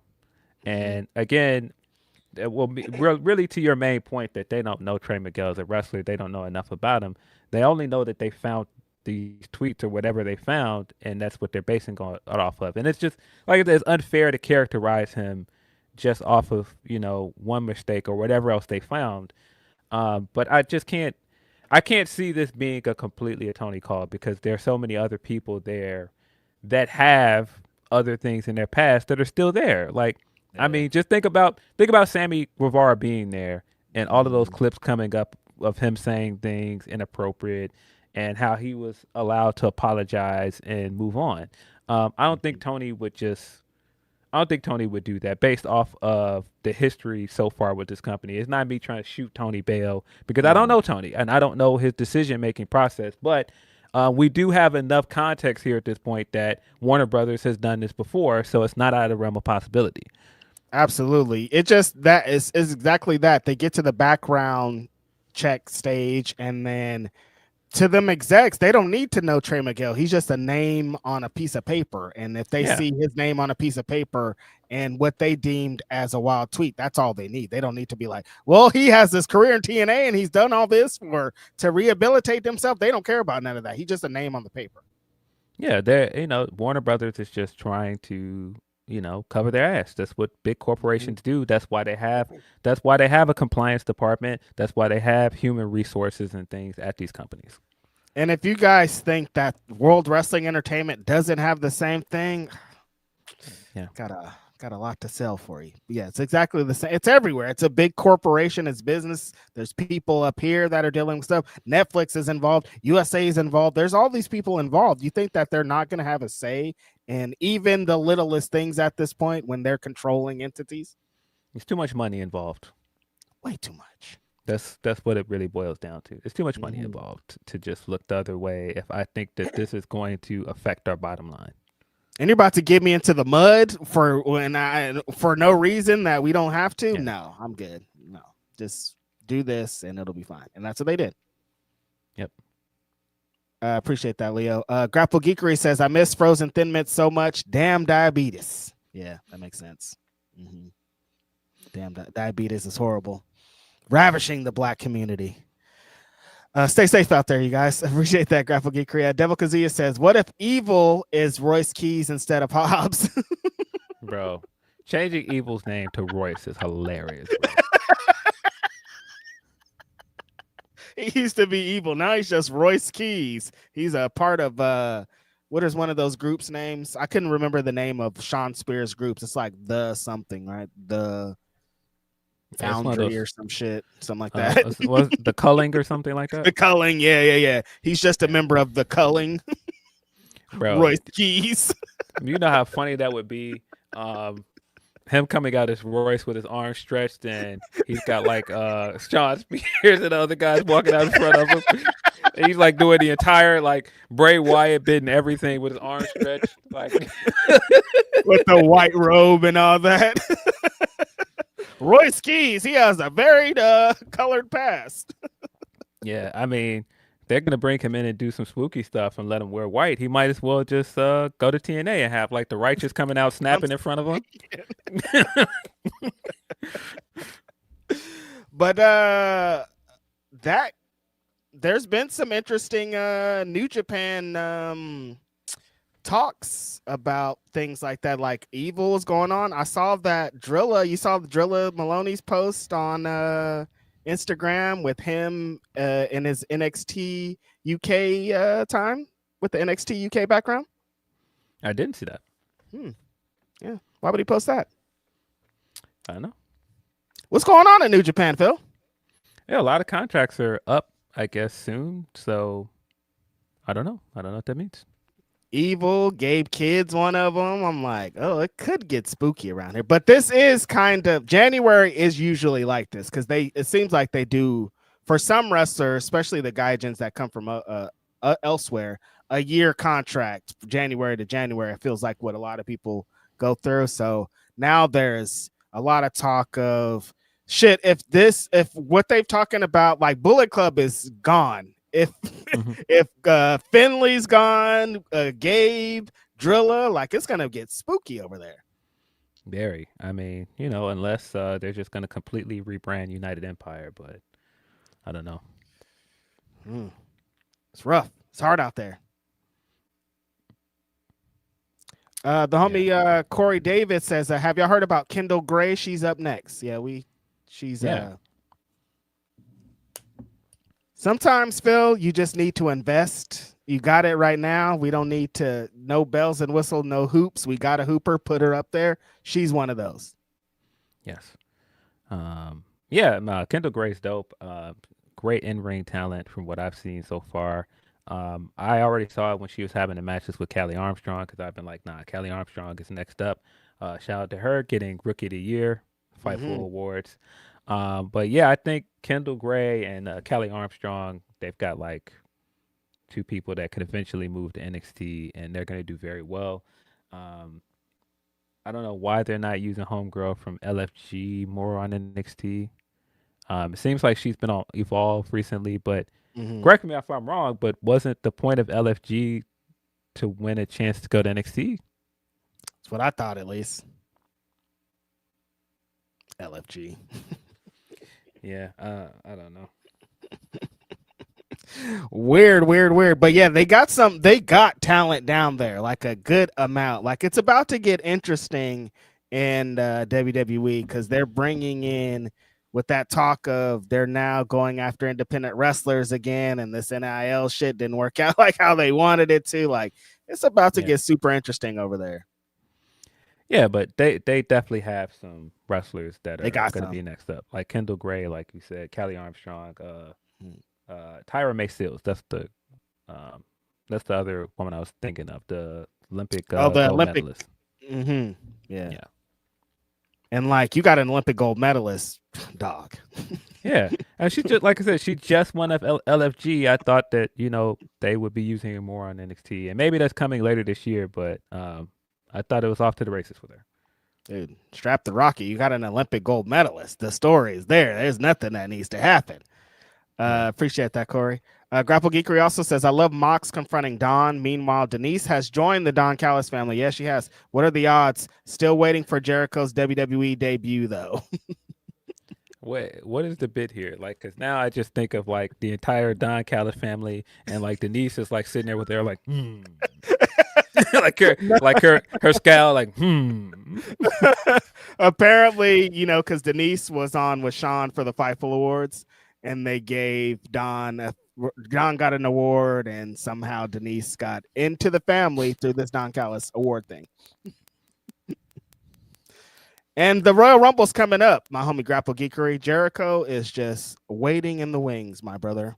It seems like that's possibly where we're going to get the next Jericho appearance. Yeah, things are very funny. Yeah, Royal Rumble is next Saturday. It's just crazy to think about it, but it's next Saturday. Coming. This is the time of the year, the most wonderful time of the year. It's when everything gets kicked off. You know what I mean? Like, and I guess it being in Saudi does change some things because, like, American fans and people that travel from other countries to shows aren't doing that and aren't talking about doing that. So it feels a little bit different. Yeah, I didn't watch all the SmackDown last night, but they did the thing. They put the graphic up. Roman Reigns will be back. He's declared from the Royal Rumble. The company is very funny, man. Roman makes his return to the Royal Rumble. Yeah, all right. Okay, yeah, we got it. How many returns can you make in a year, bro? How many returns can you make, dog? Like every time they put up the graphics, they're like, of the how many they've done. There's so many graphics. It's like, you guys. He's returning again to SmackDown. Oh man, appreciate that, Grapple Geekery. The homie Joe Molina says Carlos Silva showing up to TV with the TNA hat he got from the swap meet. Can he just get one from their own merch site? Like, yeah, his TNA hats don't match none of the other TNA hats. It's like he got one embroidered himself and was like, "This is the hat to wear."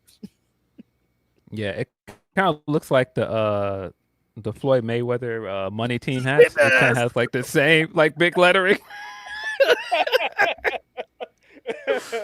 I need my TNA hat in the money team font, dog. Get my shit right. I love the money team, and I'm with the money team.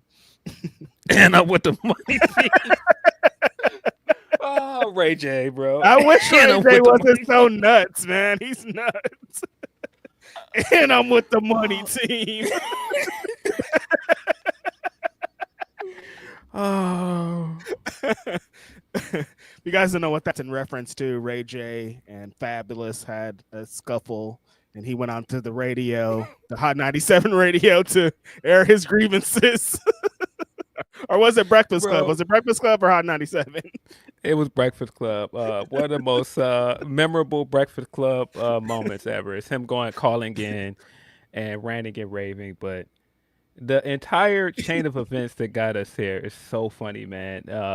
Because it was out of Floyd Mayweather preparing for fight. He did one of those HBO specials, and so he's doing all this training, and then it cuts to him in his living room, and Ray J is playing piano and singing One Wish, and Floyd Mayweather is like standing next to him, like snapping his finger, and so I forgot what it was on. It might have been on Twitter, but Fab was like, maybe it was just me, but I died laughing when the camera cut to Ray J in the living room playing the piano. And Ray J, for some reason, was incensed by this.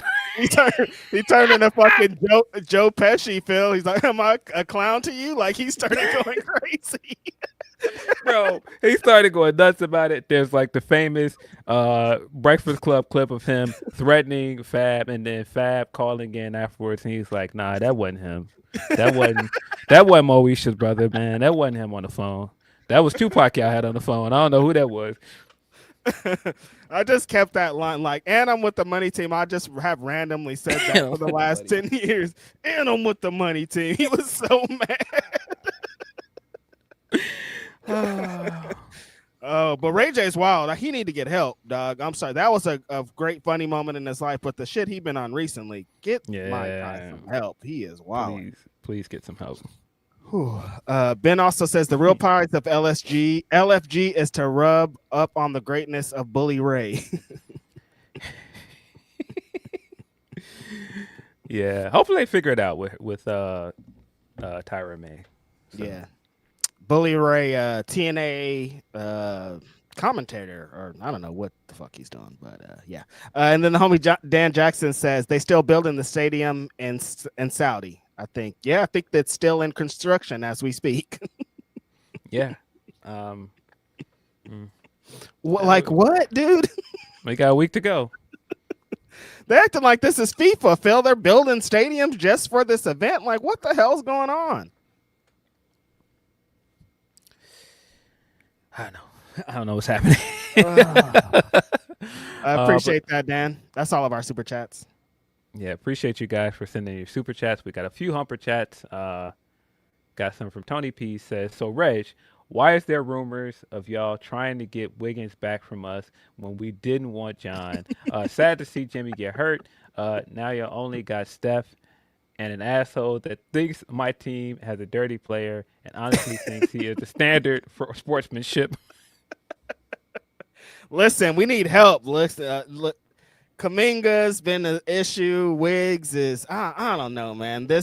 All of it is very confusing to me, but they're trying to make some moves with Jimmy being out, and hopefully it works out. Draymond is just trying to fight everybody on his way out. I've just learned, like, it's flagrant. He's punching people still. Like, he's playing aggressive basketball and not trying to score. He's just trying to knock niggas out. Still. Yeah, Draymond. Tony P continues. He says, now we know Jim Jones has shit takes, but how do you give a shit take so bad that it allows Cuddy to win Petty of the Week by just eloquently correcting you? Not only that, but you have a bunch of hip-hop fans start to say they never heard of his remix. Yeah, the context here for people that did not see this. Apparently, Jim Jones is saying that he's responsible for Kid Cudi blowing up because of his because of his remix of Day and Night. And I was just like, well, wait a minute. I've never even heard this remix of Day and Night with Jim Jones. Never. I just know Day and Night, and I remember what Man in the Moon did. Like, I remember how that completely changed hip hop. I mean, one of the biggest artists in hip hop, Kanye West, changed his style to sound like Kid Cudi. And Jim Jones is telling us in 2026 that no, it was me. Jim Jones got to chill out, dog. Like I just chill. I just don't know what we're doing, man.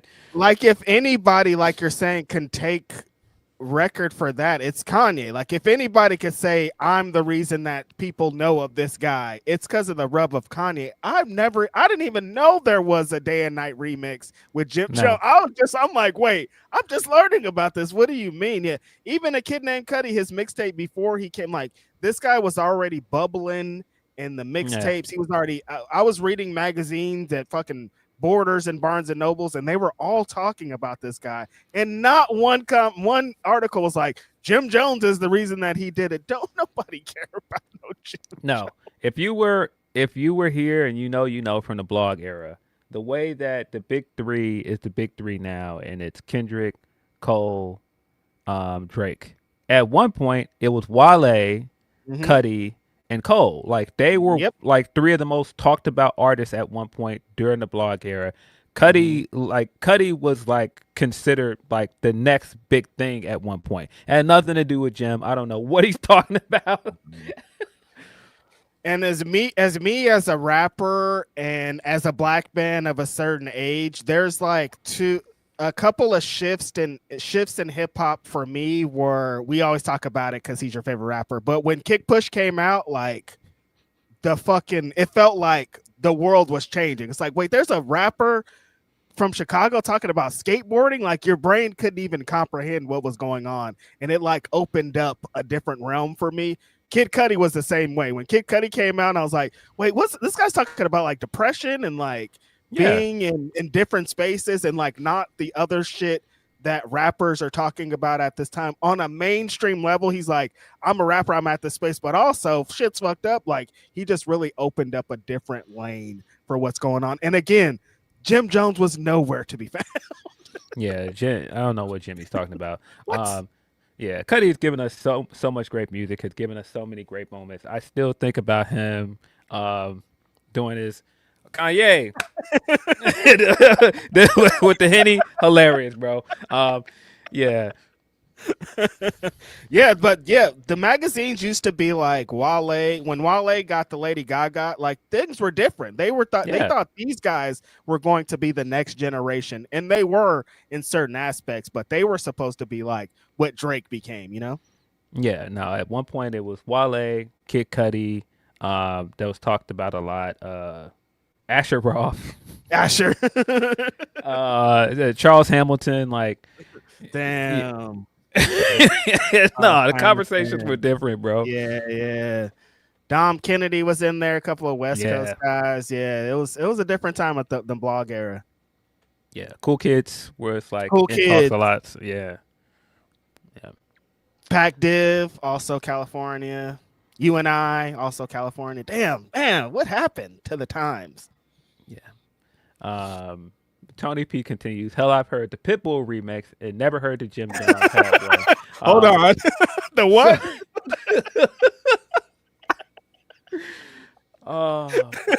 I didn't know there was a Pitbull Day and Night remix, but you hear something every day. Hey man, Pitbull used to be outside, bro. Absolutely. Yeah. He says, so if y'all have a different nominee than Cuddy wins, the good Dynamite with its good wrestling and storylines telling you who is the future and challengers for Max, Finn versus Punk, NXT main. I have not seen this NXT main event that everybody's talking about, but apparently it was really good. The Raw main event was great. Great for Finn Balor. Returned to his home country, brought back his old theme music. He basically did his babyface entrance, and he had a pretty good match with CM Punk. At this point, I'm continuing my agenda in Judgment Day once and for all. Make this man a babyface again. Yeah, what are we waiting for? We've done this Judgment Day stuff enough. We've done this will he, won't he turn on the rest of them enough. Just move this guy on. Make him a babyface again. Yeah, after seeing that response live in the crowd at the show, and then seeing online, there's still all the Finn Balor, Prince Devitt fans, Phil, are still there. They all want him to still get this big moment. Are still into the vibes. They still understand exactly who he is as a wrestler. So, like, get to it. This guy can still represent something in your company and be a top guy. Punk has figured it out as a Raw World's Champion, Phil. Like, he keeps putting it together in the times that he needs to. Like, he's into the mode that he needs to be as a WWE superstar, which still sounds weird.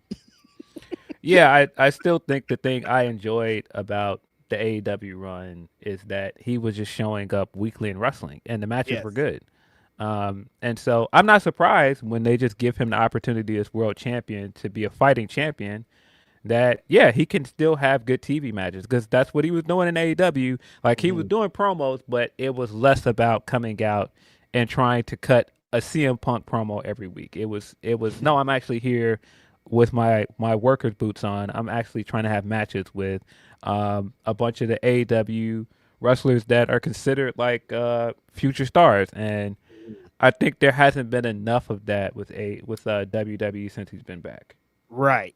Yeah. So when you see him with Braun Breaker, when you see him in situations like this, it feels like, yeah, that's who you're supposed to be against. Like, I don't want to see you in there with fucking Randy Orton and shit. Like, you need to be with the next generation, leading the way, imparting your knowledge onto this to the new people. Yeah, and if you remember when the rumors were first sparked that Punk was going to come back, one of the first people that did an interview and was saying that they wanted a CM Punk match was Finn Balor. And so glad that that's actually happening. Also, Punk was rumored for multiple times to join Bullet Club. I remember like in the lead up to AEW starting, people kept trying to put Punk with Bullet Club and saying he should join them, which didn't always make a ton of sense with him. But yeah, there's a lot of reasons that this is a full circle moment, putting him in there with Finn Balor. There was I remember even like early moments of the Bullet Club when anytime there'd be rumblings of Punk coming back, it'd be like, well, what if he joins the Bullet Club? And it's like, well, but why though? But it was, so there's like some photoshopped elements. You maybe see Punk in a shirt or something like that. Like, there's been some connections for a while. And, you know, what Punk represented while the time that Balor was coming up, and it just makes sense that the connection would finally connect. Yeah. What a great moment. Finn Balor didn't get the win, but had a great showing in his home country. He did that promo afterwards for the crowd. That was really great as well. Like, again, my agenda is to see Finn Balor as a babyface in 2026. It's needed. Yeah. We got the Road to New Beginnings shows this week on the 19th and the 20th. It's an implication for the actual show in Osaka on February 11th. the undercard was mostly the Young Lions Cups. We got some Aaron Wolf sightings in multi-man matches. I think that he continues to impress. He continues to look like he's here to be a part of the ecosystem of this company. He's not just here to show up and do like, some guest spots here and there. Nope, he's actually in matches with the units. He's actually out there with Hantai, playing his role. And so far so good. He fits really well. Yeah, it's such a great signing, and he's already lived up to the hype. Now it's just like continuing to get better and continuing to sell. But dude fits right in with New Japan. Like he gets what spots he needs to. He gets what he needs to represent as a wrestler in the company. Like this is going to be great on the way up. Yeah, he was in 2 multi-men matches over those 2 Road to New Beginning shows at Corrigan Hall. Teamed up with Despy, Master Wado, Toriano, and Yo to take on House of Torture, continuing this House of Torture feud with Hantai and Aaron Wolf. Also had United Kingdom taking on Unbound Company later in that night. Still playing up that Suji's first challenger as world champion is still going to be Jake Lee. That's set up for New Beginning on February 11th. But if you watch enough New Japan, they're going to do the big faction matches to lead up to the big one-on-one matches. Yep. But on night 1, we got Sho taking on Kosei Fujita. Sho ended up winning by disqualification.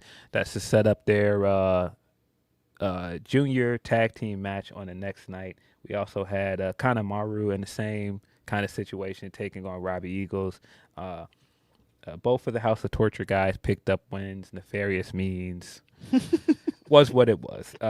But really, the last 2 matches on night 1 were really the highlight of those shows. The match for the never open weight 6-man tag match, you had the team of Bishamon, Hiroki Goto, Yoshihashi teaming up with Bolin Oleg to take on TMDK, Zack Sabre Jr., Ryohei Oiwa, and of course the big unit, Hartley Jackson. This match was really, really good. I did not expect a title change because TMDK just won the 6-man belts at Wrestle Kingdom in a Rambo. But of course, they're playing off the storyline heading into Wrestle Kingdom with Goto being out. Zack Sabre was the guy to take Goto out in their world title match. And then, of course, in the G1, there was the back and forth between Zack Sabre and Yoshihashi, who was trying to get revenge for Goto. And so you really pay all of that off of Goto finally being back in the mix with Yoshihashi and Bolin Oleg in this match. And yeah, they picked up the win. Bishamon and Oleg are the new never open weight 6-man tag champions. Like I said, I didn't expect a title change, but this was a very good match for what it was. The amount of talent in this match, not really surprised by that. Yeah, it doesn't seem like this feud is over afterwards. Zach was getting in everybody's faces afterwards. He was not happy at all because he was trying to get back in the ring to stop Oilwood from getting hit with the violent flash. But fortunately, didn't get back in time. Goto hit him with the GTR. Got new champions. Yes, really enjoying the continued feud of Zack Sabre and Goto. Like, it was a possibility of them to go at it at Wrestle Kingdom, and I think that didn't work out how it should have.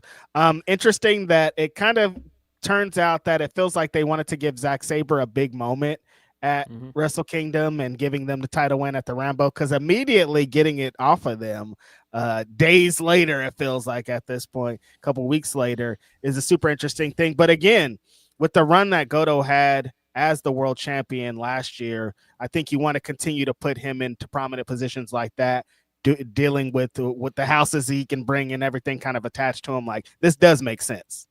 Yes. Really the highlight of this show and a highlight of both nights of the Road to shows this week in Korakuen was Yuya Uemura and Shota Umino taking on Taiji Ishii. Sorry. Why am I I don't know why I was like combining names here. But Yuya Uemura and Shota Umino taking on Taichi and Tomohiro Ishii for the #1 contendership for the IWGP Tag Team Championships. This match was fantastic. If you don't see anything from these Road 2 shows, go out of your way to watch this tag match. It's so good. Very hard hitting. You get across like why Taichi and Ishii are still fan favorites. Ishii still hits people very hard. Will just stand there and no sell people's offense. Like, what do you think this is? They're the point where Shota is getting hyped up. He comes in the ring. He's beating down on Taichi and then runs to the corner and starts hitting Ishii with forearms while he's on the apron, trying to knock him off the apron. And Ishii's just like taking these hits and leaning back and just shrugging them off and just looking at him like, what do you think you're doing? And Shota eventually just quits and goes back to fight Taichi in the ring because it's just like, nah, this ain't what you want. I know you think this is what you want, but this ain't what you want. Really, really great stuff. I continue to sing the praises of Yuya Uemura. He is fantastic. I absolutely think this guy is going to be a future main eventer. He's incredible. He is so good. And I know some people are not thrilled about the idea of putting Shota with him and trying to get some popularity off of Yuya because people like him more. But so far, it's working. I didn't think that it would work as well, but you can see in this match with their chemistry together and really building this around there's more competition in the tag division now because of Yudo Ice and Oscar. And so now all these people are trying to step up. And even in the post-match interview that they were doing, they were talking about their frustrations coming out of 2025 as singles wrestlers. And Shota in particular, his frustrations with not being where he wants to be. But they're going to get there together as a tag team. They're going to be the team that beats the Knockout Brothers. And I thought that came across very well in this match, the story of like these two tag teams trying to step up, but in particular, Shota and Yuya trying to prove what they still bring to this company as individuals and as a team. This tag team is kind of exactly what a tag team needs to be. It's the stuff that Shota needs to improve on and it's going to get him to the next level. Yuya has figured those things out. And like the stuff that the couple of elements that Yuya needs to get over that line, I think Shota has some of those. So both of them are learning from each other on the way up. They're learning how to work at a pace. They're learning with these tag matches what it takes to be a New Japan wrestler. Ishii, Phil, like, it just makes me laugh because, like, we'll see him on a random collision and, like, he can have a banger. He'll tear it up with anybody. But it's just like, he's a member of the conglomeration, just a guy. And then he gets to New Japan and the fans never forgot who he was. And he gets into, I'm a pissed off old man that's just going to get in here and knock fools out. Like, there's not a lot of people that can do that at this high level still, and he's been doing it for so long. You just tend to forget that he could still turn up to this certain level if given the opportunity. I mean, like you said, being with Taichi and what they have to the New Japan crowd and what they represent is perfect. And you need these two elements of the young guys trying to come up, trying to become world champions, figuring out who they are as wrestlers against the two vets who've been at the top of the top. They know what this company is. They know what this company needs. And they're just trying to beat the shit out of these young guys. Like, this match has been getting so much praise across the internet for good reason. It felt like classic Japanese tag team wrestling. It felt like classic tag team wrestling, like all the elements you would need for a big match. These guys did it. Yeah, really, really good match. Taichi and Ishii's tandem offense was fantastic here. A lot of the near falls and the big hope spots, they worked really well. The crowd was eating this up by the end. But yeah, in the end, Yuya Uemura, Shota Umino picked up the win. Shota hit the big second chapter on Ishii to get the pin. They're going to move on and face the Knockout Brothers at New Beginning on February 11th. Looking forward to that match. They've been really pushing this match since last year, coming into the World Tag League. It seems like that was the big matchup. I thought that was going to play out at Wrestle Kingdom, but still going with this. And at this point, I'm not sure if I believe they're going to put the belt on Yuya and Shota, but this is a good feud to go on for the start of the year.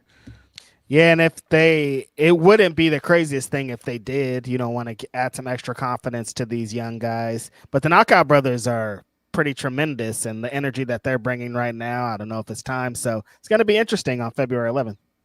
Yeah, absolutely. As I said, they did the aftermatch segment where they really talked about their motives, gave it up to Taichi as like somebody that inspired them, as like a mentor figure. But yeah, Shota talked about like his struggles as a singles wrestler. He teared up at one point, and the crowd ate it up. The crowd was into this, and so you can see that this tag team so far has been a success in what it's attempting to do for Shota. And like I said, man, it's only a matter of time with Yuya, man. He's gonna get there. Absolutely. Perfect timing for these guys working together and figuring it out. Yeah, that tag match played into the match for night 2, where the Knockout Brothers took on Shota Umino and Tetsuya Matsumoto in like an exhibition match. And it went basically as you expected, with Shota working with a young lion instead of Yuya Uemura. The champions, of course, took advantage of that. They focused all of their offense on Matsumoto and got the win over them. That's also playing into the New Japan Young Lions Cup stuff that's also on the undercard. We got more faction matches. United Empire taking on Unbound Kingdom again. I thought that out of the two big multi-man matches, Aaron Wolf, I thought, came across well again on night 2. I thought that he filled the role very well. He came out later in the night because, of course, we had House of Torture shenanigans that played into the last 2 matches of the card. I won't complain too much about the House of Torture stuff here because it wasn't as bad and the crowd was into it, so I can't complain too much. But the Ichiban Sweet Boys defended the IWGP Junior Heavyweight Tag Team Championship against Sho and Kanemaru. This was as you expected because it's House of Torture shenanigans here. There was a lot of shenanigans in this match. Fujita still looks like the next up to me. I think that Ichiban Sweet Boys are an incredibly fun tag team. They had a good match here, but yeah, I don't think anybody expected Sho and Kanemaru to win. So the ending to this, the outcome of this was pretty predictable. But I thought it was fun for what it was. The main event for night 2, of course, was set up at Wrestle Kingdom. Doki won the 4-way to become the number 1 contender. So he faced El Desperado became the number 1 contender at Wrestle Kingdom to face Doki on this card. This was where we saw most of the House of Torture stuff because it felt like the entire faction was out there with Doki, even Evil for some reason. So every time there was a ref bump or every time Despy fell out of the ring, the House of Torture guys would jump him, the usual routine. Sho kept getting in the mix, kept interfering and bringing that thin metal sheet that he's been hitting people with. But for the most part, outside of the stuff in the ring and the ref bumps, this was really a straightforward, like, mat-based match. Doki was trying to use the darkness stretch for most of the match to win. But yeah, it just kept getting to those moments where we'd break down. House of Torture guys would come in. Eventually, Master Wato and Aaron Wolf came out to even the score, run those guys off. It was kind of the same thing that ended up happening in the junior tag match as well. At least Hartley and Zack Sabre Jr. were out there with the Ichiban Sweet Boys on commentary, so that made it harder for the House of Torture guys to get in the mix. It just was a lot of it for the first half of this match every time there was a ref bump. But again, it seemed like they at least tried to subvert your expectations of what was going to happen with the House of Torture stuff, because there was a lot of exchange of holds. There was a lot of straightforward mat wrestling when we did get the wrestling. And the crowd was into it. I think every time it looked like Desperado could get the win, every time he did work his way out of a hold, or every time he was getting close to the ropes to try to get out of a hold, the crowd was into it. I thought that the reactions to this match were great. The closing stretch was just Show jumping up on the apron constantly, trying to get the referee to look his way. Every time Doki looked like he was going to win with the darkness stretch and Despy was going to get out of it, Show would pop up on the apron and try to interfere, try to distract the referee. That led to Doki using his metal sheet. I think it's called the Black Mirror. Hits Despy over the head with it while Despy is trying to get up and fight back. Low blows him.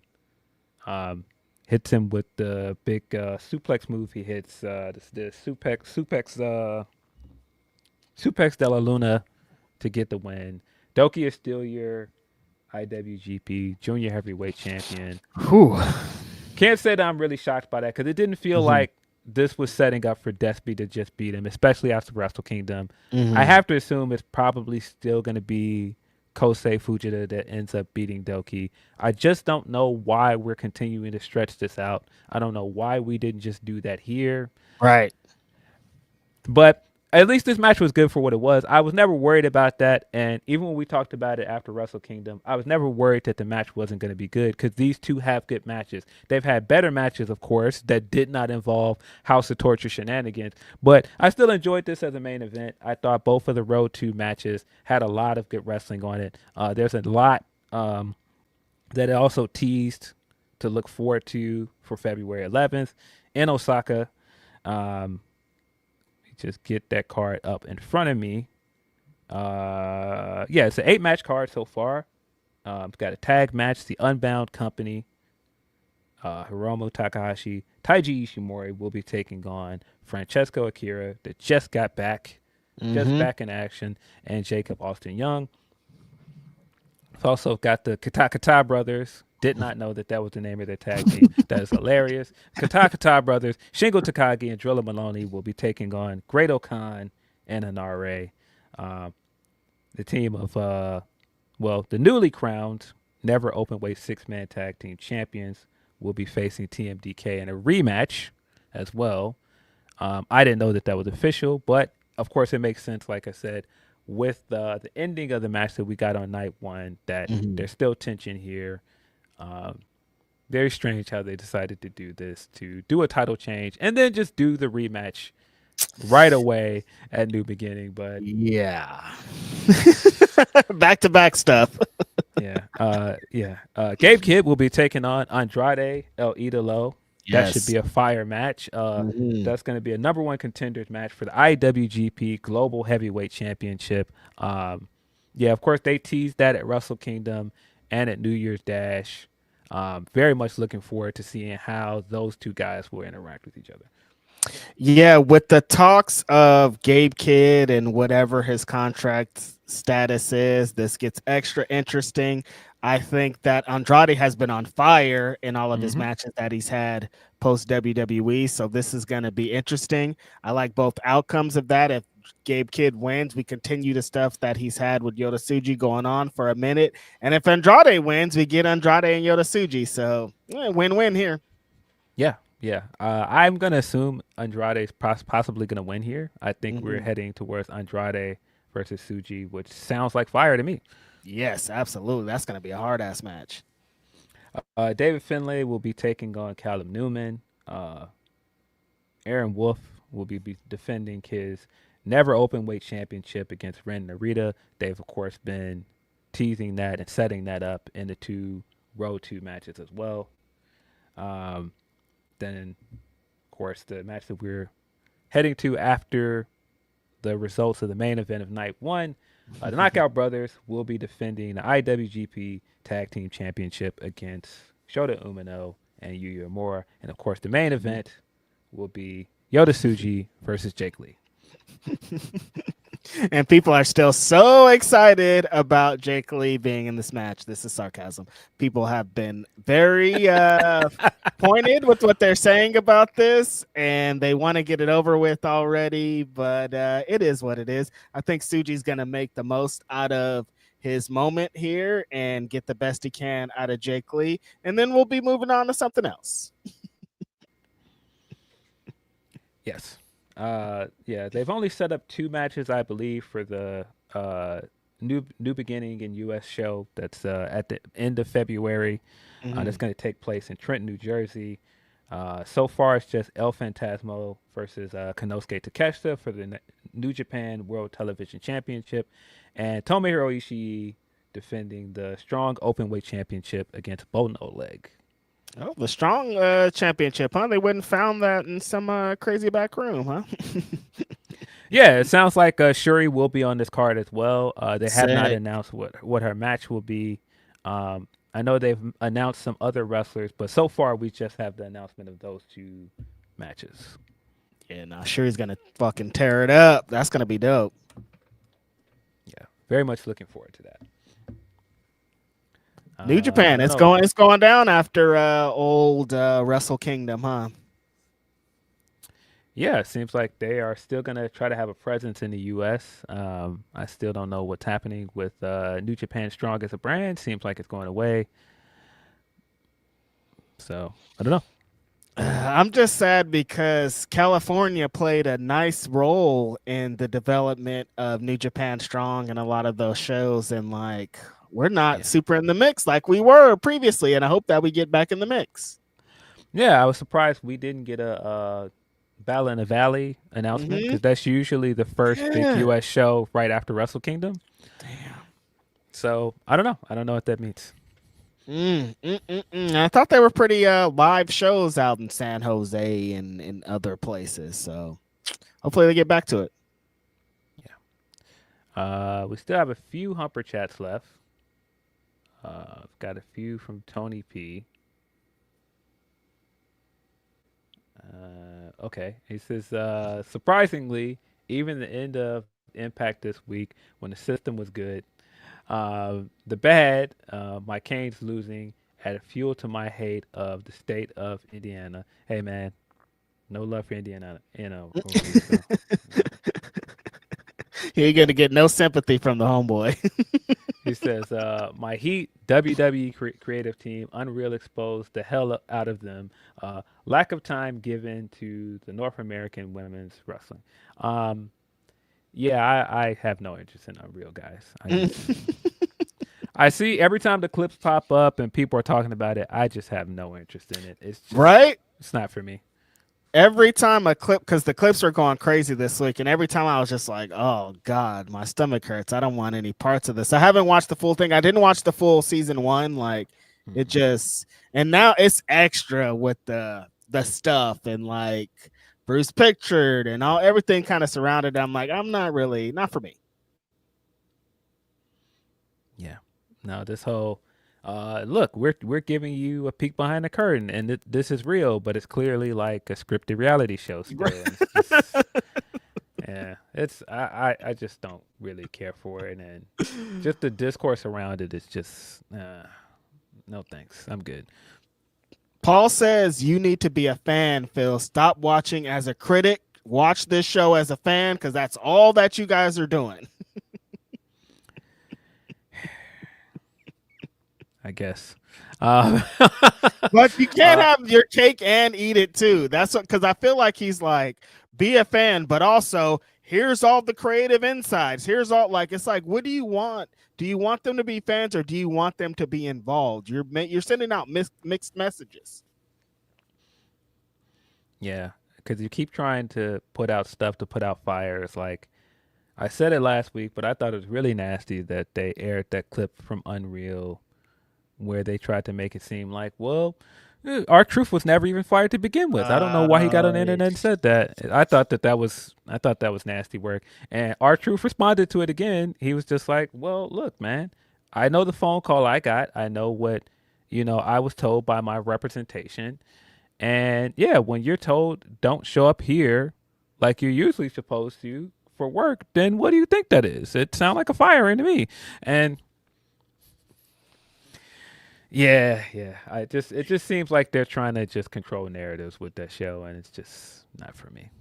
He told that story such like a black man of his generation. The way that he is breaking it up, what that sound like to you? Now, look, if you do this, and I'm like this, Yeah. but still though, because like they're trying to slander this guy and act like they only brought him back because of the groundswell, and Triple H and Road Dogg were essentially like, we don't fucking need this guy anymore from some of this. But then like you're also telling a different story. I didn't like none of it, and we haven't seen Truth, and all of that was essentially null and void 3 weeks later. It's like this was horrible.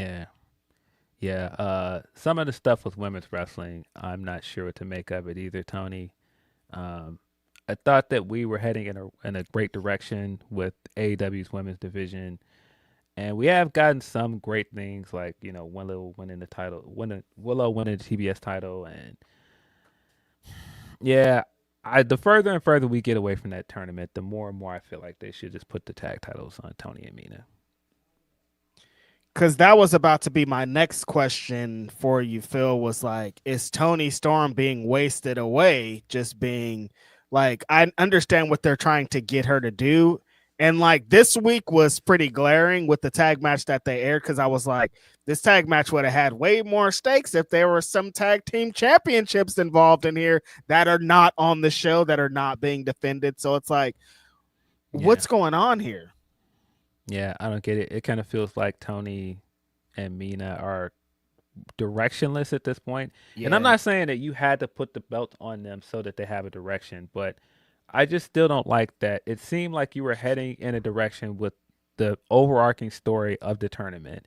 And then you just completely went left, and then you've done nothing to justify that. If you were going to just do that and give the Babes of Wrath this upset win, and then you were doing interesting things with the Babes of Wrath since then, I would be into it. But you're not. You're just kind of like, hey, we got all the gold now, and it's like, well, great. Where are we going now, though? Yeah, I didn't. That particular sentence and what they're trying to say with "we're all the gold," I was like, that does nothing for me. Like, if they're not going to, if you're not defending, like when Mercedes was saying, it's because she was beating 100 different people in different wrestling companies and traveling all over the world. You guys are just holding these belts with no defenses. You can't really act like the domination thing is going on. This is my worst nightmare for the women's tag team championships, Phil, that they were just going to fucking get lost away, like we all kind of had the inkling in the back of our mind that it possibly could.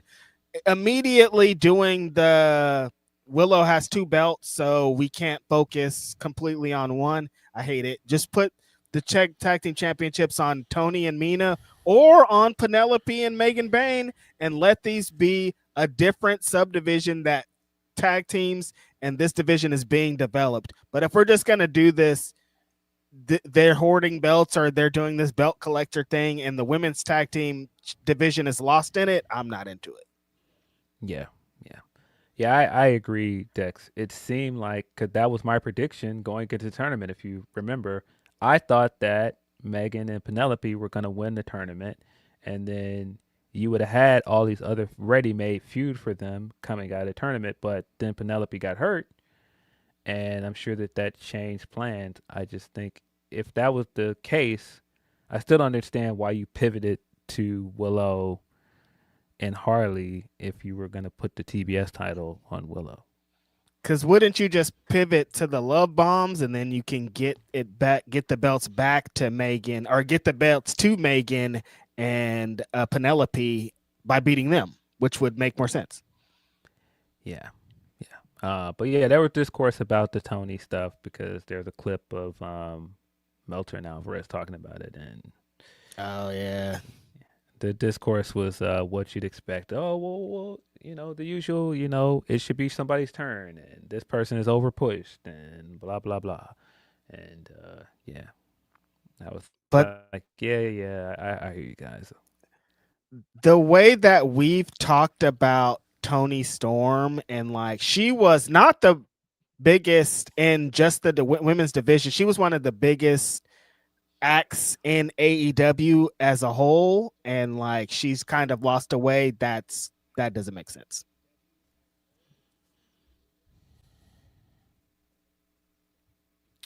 Yeah. Hopefully it improves. I know that we've got some time before our next AEW pay-per-view, so hopefully they can build something up interesting with the women in the meantime. I have to assume that Mercedes will probably be back by March in time for Revolution. Maybe that's going to lead into the stuff with Willow. I still assume that the match there is going to be Willow versus Athena versus Mercedes. Mm-hmm. Yeah, no, I hope that Mercedes is coming back, because I'm going to be there live in Los Angeles for Revolution, and I need to see a good match with Mercedes. That's all I really care about. But yeah, I guess this is kind of the period in the AEW's women division is an interesting place with Mercedes and Toni, and they're about to be in Australia, and Harley and all the things kind of going on. But we should be back in the mix pretty soon, hopefully. Hopefully so. But yeah, the big talking point from this episode of Dynamite was the main event, Swerve Strickland versus Kevin Knight. For some reason, people assumed when Swerve did the segment from Collision that he was taking a shot at WWE when he was saying, hopefully it doesn't take you 5 years to get where you're supposed to be. Well, two things here. Again, I do think this guy is getting ready to turn heel because he continues to do heelish things. That was a heelish thing to say in that moment. But I also thought it was clearly in kayfabe because it was a reference to the Dax thing that he said about Kevin Knight. That's what I saw. I didn't think it was a jab at WWE. It seemed like it was a jab at Dax. To me, it's just a jab at the fucking wrestling industry. You could even say this about AEW. It'll take 5 years for someone to develop in a spot like this. So I didn't think it was like, oh, they're shooting at WWE. Like, no, he's kind of shooting at wrestling as a whole. Yeah, and that's what I mean. Like, it might not have been a jab directly at Dax as a person. I just think it was a jab at what Dax is saying and this mentality of, this guy is the next big thing, and he'll eventually get there. No, maybe he's the now, and if he's the now, we got to start putting him in positions like this main event, put him in there with matches, and let him have big matches with someone of the caliber of Swerve, so people can start believing that. And I think this match did exactly what it was supposed to do for Kevin Knight, coming out of a really strong showing in the Continental Classic. I thought that he looked great here. Speedball, of course, had his match early in the night with Samoa Joe, but giving Kevin Knight the main event, with a former world champion as well in Swerve, and he rose to the occasion. I thought he looked tremendous. Of course, we got like the great feats of athleticism that we've seen him do every time he does his frog splash and then just kind of hangs in the air and then turns in midair like it's nothing. The coast to coast drop kick he does, just like how he's just amazing. Yeah, this was a match particularly for me. Like, specifically, they're like, Righteous Reg is gonna love this fucking match. It's Swerve, it's Kevin Knight, it's all the elements. I was just super excited to see this, and it excelled, Phil. I think that there was moments where Swerve was like, this little motherfucker is moving so fast. He's over here, he's over there. Like, I don't know if I can keep up. But then also Swerve remembers who he was, and he's like, oh yeah, I can keep up. I've gained fucking 30 pounds of muscle, but I'm still doing false very flops, and I'm still moving like this and rolling around the ring. The kind of back and forth of like, I'll hit something fly, but then I'll hit something fly too right next to you. Like, it's a trade-off of who's on some dope shit. Like, just really felt good. It'll never, ever be lost on me seeing two black men in a main event on TV getting to cook, and they're two completely different black dudes that do completely different things, and they're both amazing. Like, that'll never be lost on me. Swerve getting into that, I'm a main event wrestler, and I wrestle like a main event guy. I beat ass like a main event guy. I move like a main event guy. My entrance is like a main event guy. Knowing who he is completely as a wrestler continues to shine through on matches like this, when he just takes that kind of veteran role of like making Kevin Knight look awesome while also hitting his offense. That fucking flying house call that they hit towards the end of the match was like, what? How do you put these things together? I'm always like, Kevin Knight's big weapons, Phil, are a drop kick and a clothesline. Like, how do you make that? And every time he hits them, it's spectacular. And those are basic wrestling moves that you learn on the first fucking day, and he turns them into high spots. Yeah. But yeah, you're right. Swerve just, like, he knows who this character is at this point. He's got the presentation impact. He came out with the armband on as a tribute to his producer and friend Prophet. Rest in peace to Prophet. Very sad news coming into this show. But if people don't know, Prophet produced all 3 of his AEW theme songs. Just very unfortunate news. I wasn't even sure where that came from. It was very sudden. Because I feel like he was just talking about him recently on something. I know he was a big Bears fan as well. Yep. Just sad news. But he came down with the armband in tribute to Prophet, and then had a fire match with Kevin Knight. He, like he said, looked like a main eventer. He showed, I've been in here with some of the best that this company has to offer. You're good, but you're not quite there yet. And like moments like him hitting the big UFO splash on him, and he's close enough to the rope, and he just puts his hand on the rope and laughs at him like, you thought it was going to be that easy. You just hit your finisher on me in here and win. And then he tried to hit him with a house call, and he did his, if you guys watch Power, he did his like Kanan chuckle at him where he's like, you think that's going to do it, bro? I've shrugged off of a psycho knee. I'm not worried about you hitting me with my own signature move. Get the fuck out of here. That was great. Just the way he laughed at him and shrugged that off. Great. Like you said, that exchange where they were going back and forth, 100 miles an hour, intercepts him in midair with the house call, sets up big cop killer, and then after that, hits him with his finisher, big pressure to end the match. Almost felt like overkill, but again, that's what I was trying to say. It's kind of a lot. 3 very big moves at the end there, Swerve. Damn. Yeah, felt like overkill, but again, I saw the vibes, man. And he even tried to respond to it on Twitter and say, y'all said I'm bullying him, but I'm trying to get him ready. And I was just like, yeah. It's only a matter of time, guys. This guy is turning heel. I've pretty much accepted it. And with the makings of what we got the week before, where he seemed like he was not pleased at all with Kenny Omega like that. He did not like that. coming out there and being in the midst of his segment with Hangman. If this is him turning heel for a Kenny Omega program, sign me up, buddy. Sign me up. Wow. Yeah. Swerve, the whole Kevin Knight situation of him being like, you're next up, you're the future, you're now, all this, hyping him up, and then that overkill to be like, but remember who's king right now, is like, you can't get a better villain than that. Like, I'm bringing you up to the heights that you should, but I can also take you out just as fast. Is like a really good story to what Swerve's going to develop into.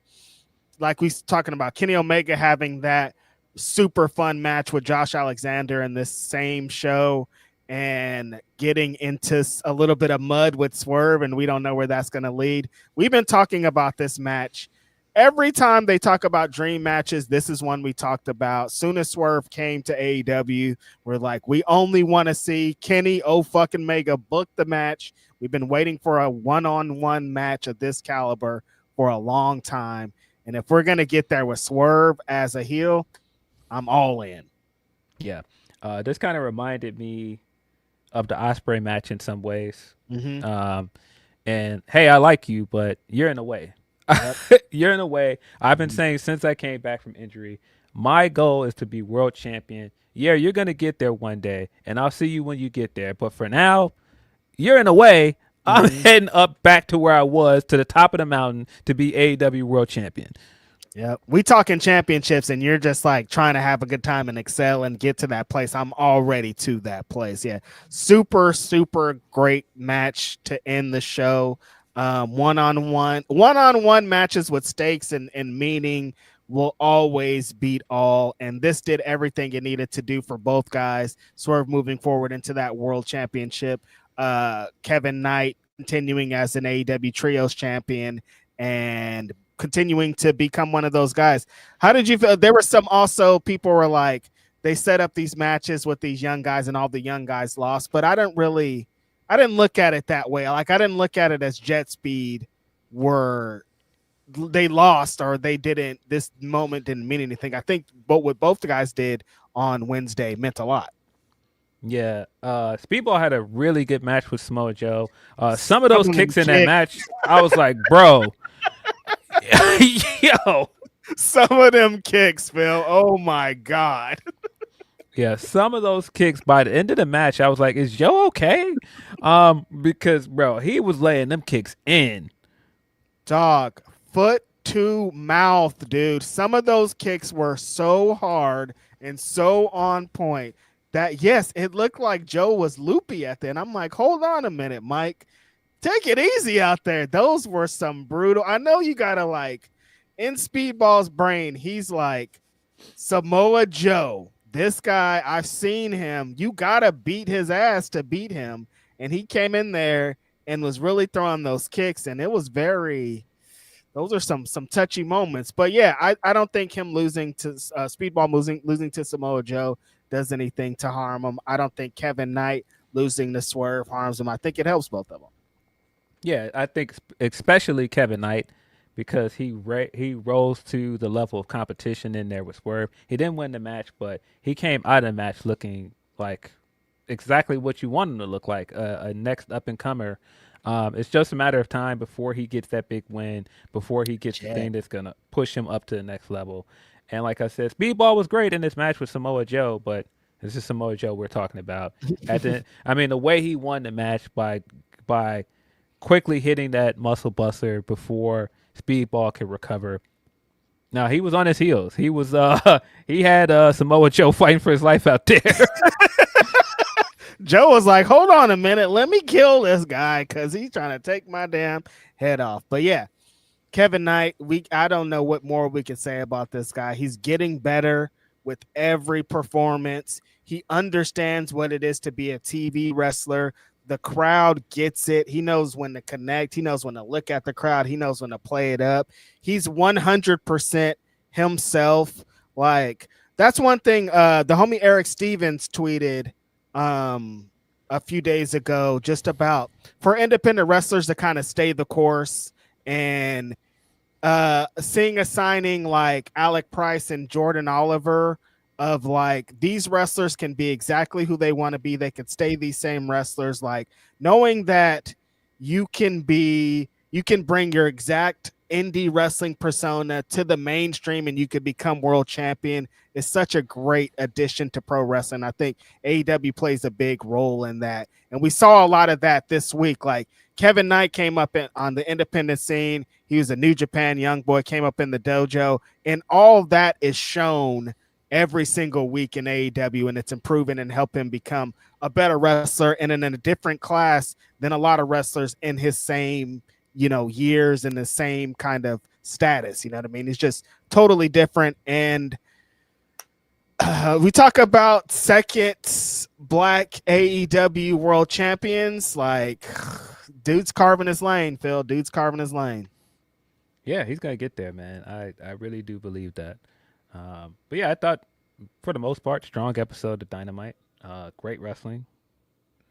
And really great main event. I mean, you could have hyped this up and it could have just turned into like a quick one and done Swerve just comes in there and squashes them. But we got a really competitive match out of it. Mm-hmm. Good to see Swerve back at it too, because as a main event guy in his position, you don't have to work as much, and you get to pick and choose your spots. I still want to see him in the mix, and this is him in the mix. Yeah, definitely. Probably our last call for super chats and humper chats before we slide out of here. I suppose we could preview this card because we do have Saturday night main event tonight. It's tonight? It is. Oh shit! They're going against a big UFC debut on Paramount. There's a lot of stuff going on, but yeah, while you pull up the card, I will go through the last of our super chats while people are waiting. The homie John Taylor, shout out to the homie John Taylor, says, shout out to the homies at Grapsody. I can't wait for Unreal Season 3 after Power Keys Royce and Oba at WrestleMania as we backstage, people celebrating POC, and the camera cuts to Triple Paul, who's like, wait, they're black? He knows. He'll never forget. Power Keys Royce is insane, John Taylor. Power Keys Royce. I think that's a good name. I'm into it. I don't understand the big change. I don't know why they changing people's names straight out, but whatever. It is what it is. They're trying to erase histories. I appreciate that, John Taylor. CD Romero says, sup, fellas? Sinners Breaking Records, nominated for 16 Academy Awards. Hate to phrase it like this, but how many do y'all think they will let us win? Yeah, man. Salute to Ryan Coogler and Oakland, California, baby. Yeah, and the cast of Sinners. Great movie, well deserved. I'm not convinced because some people are like they're going to clean up. We've seen so many situations like this where, like that year where Hove was nominated for 9 Grammys and didn't win any of them. Yeah, no. So I wouldn't be surprised if they win minimum here. I think at the very least, Ryan Coogler should win for Best Director. Delroy Lindo finally getting his flowers and being nominated for Best Supporting Actor. I would love to see him get the win. I'm not so sure that that's going to be the case, but I'm sure they're gonna get a lot of those smaller awards, like best costume design and some of these things Sound. like that, maybe best adapted screenplay or something like that. But I really hope Ryan gets the win for best director. I would love to see that. Yeah, seeing Ryan Coogler win for best director would feel amazing as someone who lives in Oakland, as somebody who sees the work that he does. But if Delroy gets one, Phil, brother, we going up. We are going up. Yeah, would love to see that happen, man. Shout out to Delroy Lindo, actual legendary status. Appreciate you, Romero. Josh D from CT says, these motherfuckers spitting. Streets is wild out here. Peter Rosenberg giving Brian Alvarez the OTM on site. We getting a foot and half of snow out here. Foot and half of you guys stay safe. I'm praying for you. Shout out to y'all. Yeah, this whole Brian Rosenberg thing is ridiculous. I don't really get why we're doing this, but yeah. It's so funny because Peter is like, you don't know who I am. You act like the way that he's trying to act with his resume, but then at the same time trying to shade Brian Alvarez to be like, you're just a dirt sheet writer and what do you know? It's like, you can't do both, dude. Like if he gets to take your accomplishments as what they are, then you have to take his, because he's not just some fucking dirt sheet writer. Yeah, it definitely comes off like you're talking like them. That's how WWE talks about people like Alvarez or Meltzer, like this dirt sheet guy. Like you're trying to talk like them, you're trying to talk like the boys, and it just doesn't work with what your initial criticism of Alvarez and Meltzer was, which is, hey, you guys are in a bubble. You're in a bubble too, and you're talking like you're in a bubble. These dirt sheet guys, what do you think you sound like, G? Come on, man. Yeah, just completely unnecessary all around. Ridiculous. Appreciate y'all. That's all of our super chats. Let's see. We got about 3 more Humper chats here. We got one from Tony P. He says, the / what the fuck. The whole situation was Trey. He was wrong for what he said. As Reg, if something is said about you, you will feel differently, and that is understandable. This reminds me of the Tim Hardaway situation. He's had some wild things as well. Yeah, I again, just probably shouldn't be saying certain things online. That's it. But if it's true that he immediately apologized and he doesn't have a history of doing those kind of things, I don't think he should be just judged off of that. Like it seems like these are isolated incidents that were happening, but it's not like he has a pattern. A lot of his friends and people that are around him came out and says that it's not like that at all. So, Yeah. Tony P also says he also did what Trey did, educated himself about the LGBT community. Just like Tim and Jay, you have a lot of people in the LGBT community who are vouching for him.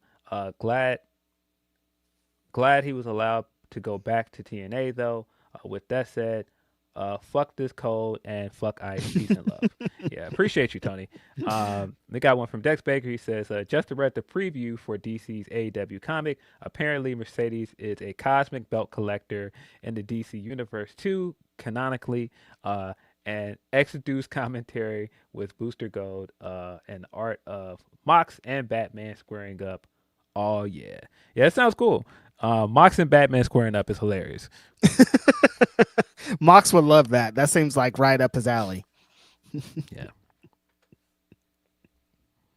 I have the card for this Saturday night main event. Will be coming to you live from Montreal, Quebec, Canada. The Bell Center. It's a 4-match card. Sam Zayn. They just announced last night that AJ Styles will be taking on Shinsuke Nakamura here. That's, of course, playing into the fact that retirement. This is AJ's retirement year. And when you think of like one of his most famous rivalries, one of his most famous matches, the match with Nakamura at Wrestle Kingdom, and then, of course, their WrestleMania match. So, it would make sense for them to go back into this. And I'm sure that's also playing into the bill for the Royal Rumble match where Gunther has challenged AJ Styles to a retirement match. I still don't know that I believe that they're just going to retire AJ to start the year and Gunther is just going to beat him straight away at Royal Rumble. But they're building to this the right way of actually getting you to believe that Gunther can retire him. Yeah, I think that's what came out of it because I was confused at first. I'm like, wait, Gunther's not putting up anything. But the thing is he's taking people's careers. And a lot of people were bought in of like, this could be it for AJ Styles. So I guess that element of it actually worked, Yes. I agree, Munoz. I think their Money in the Bank match, Nakamura and AJ, is the best match of that feud. That's the last man standing match that was like right after WrestleMania. I was there for that match. It was here in Chicago. And I think that's probably the best match of that feud. Yeah, the WrestleMania match is disappointing, honestly. Yeah. We've also got the team of Rhea Ripley, Io Sky defending the WWE Women's Tag Team Championship against Liv Morgan and Roxanne Perez. This is going to be their first title defense together. Liv Morgan is playing up her history with Rhea Ripley and saying, we got Royal Rumble coming up. You can't trust Rhea Ripley. Rhea Ripley always turns on her tag team partners. And Liv kind of has a point. Yeah, she's kind of right. I'm like, no, history does show that. That's exactly what happens. So, that should be a strong title match here. We've got Cody Rhodes versus Jacob Fatu. I guess there was like a segment that set this up last night. I didn't see, but I did keep seeing the pictures of Jacob with like his red bandana and his fit on and Cody in his suit. And I was just like, this is an interesting visual, but people seem to love the segment. I guess I didn't see it, but it seems like it got over well. I mean, still seeing Jake up there. I mean, face to face with Cody Rhodes, the fucking face of the company, Phil, and he's still exactly who it is. It still looks crazy. Still a crazy ass visual. Yeah. I had to check out that segment later, but a lot of people were raving about it. Really, the centerpiece of this show was the Fatal 4-Way to determine the number one contender for Drew McIntyre's undisputed WWE Championship. It'll be Randy Orton versus Trick Williams versus Damian Priest versus Sami Zayn, and the winner will face Drew McIntyre at Royal Rumble. The fact that this is in Montreal and you're going to have a crowd that is very much going to go up for Sami Zayn at Royal Rumble in Saudi Arabia, it really feels like this is Sami's match to win. I thought coming into this year, this would be the year that Sami Zayn won the Royal Rumble for all of those reasons as well. But giving the build to this WrestleMania and the fact that I still think there's a very good chance we could get Cody versus Roman, yeah, this makes sense. Sami Zayn is probably going to win this Fatal 4-Way, and we're probably looking at Sam versus Drew at Royal Rumble. Shout out to Sam. We've been waiting for a big moment like this. Montreal's going to go absolutely mental for this guy. He's set up in a good point. Yeah, I thought there was a moment where I thought he could win the Royal Rumble, but now the way that they're talking about Roman, the way that they're talking about these other guys, also off the backs of the Sinners Oscar talk, your boy Dwayne did not get nominated for Best Actor or anything like that at the Oscars. So it's kind of over for that Smashing Machine stuff. And he could be back in wrestling very soon, people are saying. Yeah. Kind of feels like we're heading in a direction, man. It feels like he got the news this week. I saw him put up this IG post where he was bigging up the makeup guy for Smashing Machine, and you know he's probably licking his wounds, and he probably got a voicemail the other day that was just like And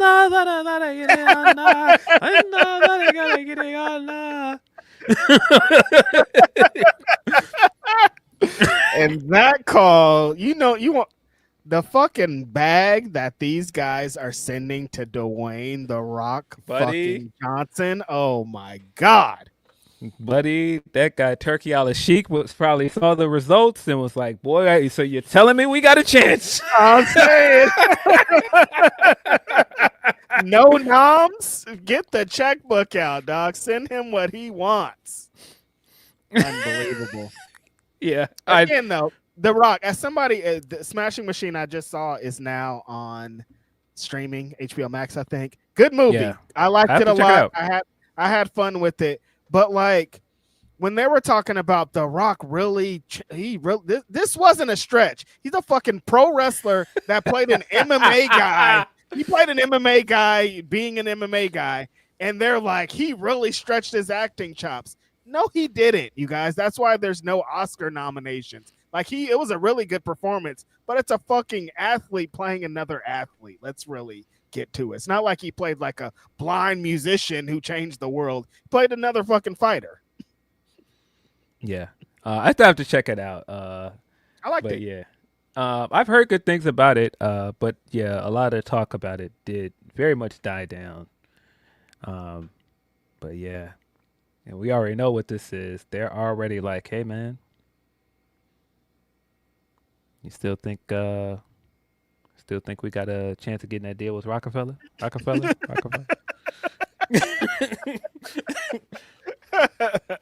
Yes. We thought this match was never going to happen, Philip Lindsey, and it's still up in the fucking air.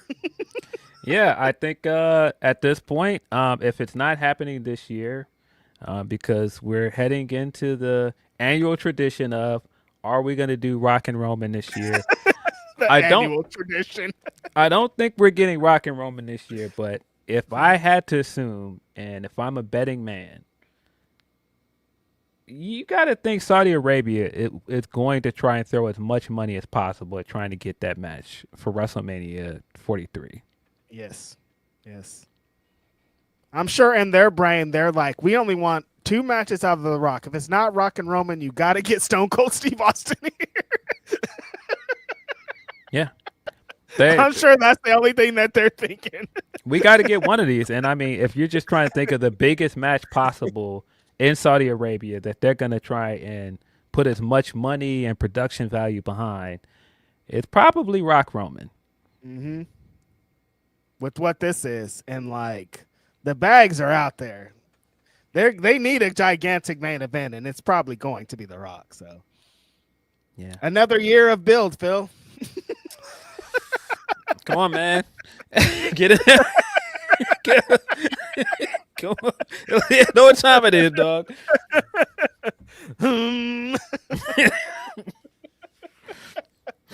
Oh man, good times, great memories. Yeah, but that is the card for Saturday night main event. Where's it match card being broadcasted? I believe it's on Peacock because it's still an NBC show. Oh, so they still have the, because I thought it was all done with Peacock. I didn't know what was going on. Yeah, I'm pretty sure it's going to be on Peacock. And then I think YouTube for international viewers. Oh, okay. That's what's up. You know, I just didn't know because I thought the Peacock deal was all done. I thought they were on to Netflix and shit. Yeah, I'm not sure how that works because, you know, Saturday Night Main Event was airing on NBC anyway. Mm-hmm. So I'm sure that that's part of it. I'm sure that they've got like some kind of deal to do Saturday Night Main Event. Oh, yeah, because it's right. Yeah. It's more of an NBC product than it is of a WWE product, essentially. Yeah, that makes sense. So they would put it on Peacock because that's their streaming service. Yeah. But yeah, I'm sure that there's stuff that's in all four matches that's going to play into Royal Rumble. Of course, AJ Styles' match with Nakamura. It's going to play into AJ versus Gunther. And then you've got Cody entering the Royal Rumble. Roman, as we said earlier, entering the Royal Rumble. Jay, interestingly enough, on Raw, came out to his theme music with the tag title over his shoulder and declared that he's in the Royal Rumble. Jimmy was not there. I think the report at this point was that he had a family emergency or something. But just that visual of him saying, "Yep, I'm in the Rumble," and I'm just like, "But wait, aren't you in a tag team? You're just gonna move on from that? All right, cool." He won. He got to try it again, Phil. You know, got to see if he can ride that lightning one more time. Yeah, I'm just waiting for Jimmy to come out at some point and say, "Man, it ain't just you anymore, man. I know you come out with this song. It ain't just you. It's me and you." It's me and you's gonna hit real hard, dog. Like, you got to do it. It's just me, Us. It's not just you, dog. Change that. Change that theme song, man. Bring back Usos Penitentiary. So that's the show tonight. That is a show. We will be back next week, probably previewing Royal Rumble. If you guys want a Royal Rumble review, we'll probably do a Royal Rumble review on our channel the following Monday. Let us know. But yeah, this is. Are we being counter programmed because it's in Saudi? Yeah, I believe it is in the afternoon. That's a good question. Yeah. So I know they like to counter program us. That's a good question. I didn't even think about what time Royal Rumble was going to be at. It's still wild to me that Royal Rumble is not going to be in America. Yeah, it's coming on at noon Central Time. It's a learning show for me. Yeah, so well, I don't know. We'll let you guys know if we're not recording Saturday. We'll let you guys know. We'll be recording somewhere. But we got one more super chat before we go. Ben Simpner also says Rosenberg is like the Stephen Miller of wrestling personalities. It's ironic that he is anti-MAGA. I mean, well, if you know Rosenberg's politics, it's not really surprising at all that he's anti-MAGA. But yeah, yeah. I like Rosenberg. I just don't like when he does things like this, man. It's just so funny because I do think that he has a good perspective as somebody in hip hop, and I do think that he's good at what he does do in wrestling. I just don't like when he does things like this. It should be a lot easier than he makes it on himself, because I think I like him in both spaces, but then he does and says things that are like, why are you doing and saying those things? Yeah, I don't know. I don't think he realizes how much this doesn't help him with people that already want to fire at him anyway, and you know, you're just giving people ammo. That's why the brigades come out when they see one little opening. There's for a reason, dog.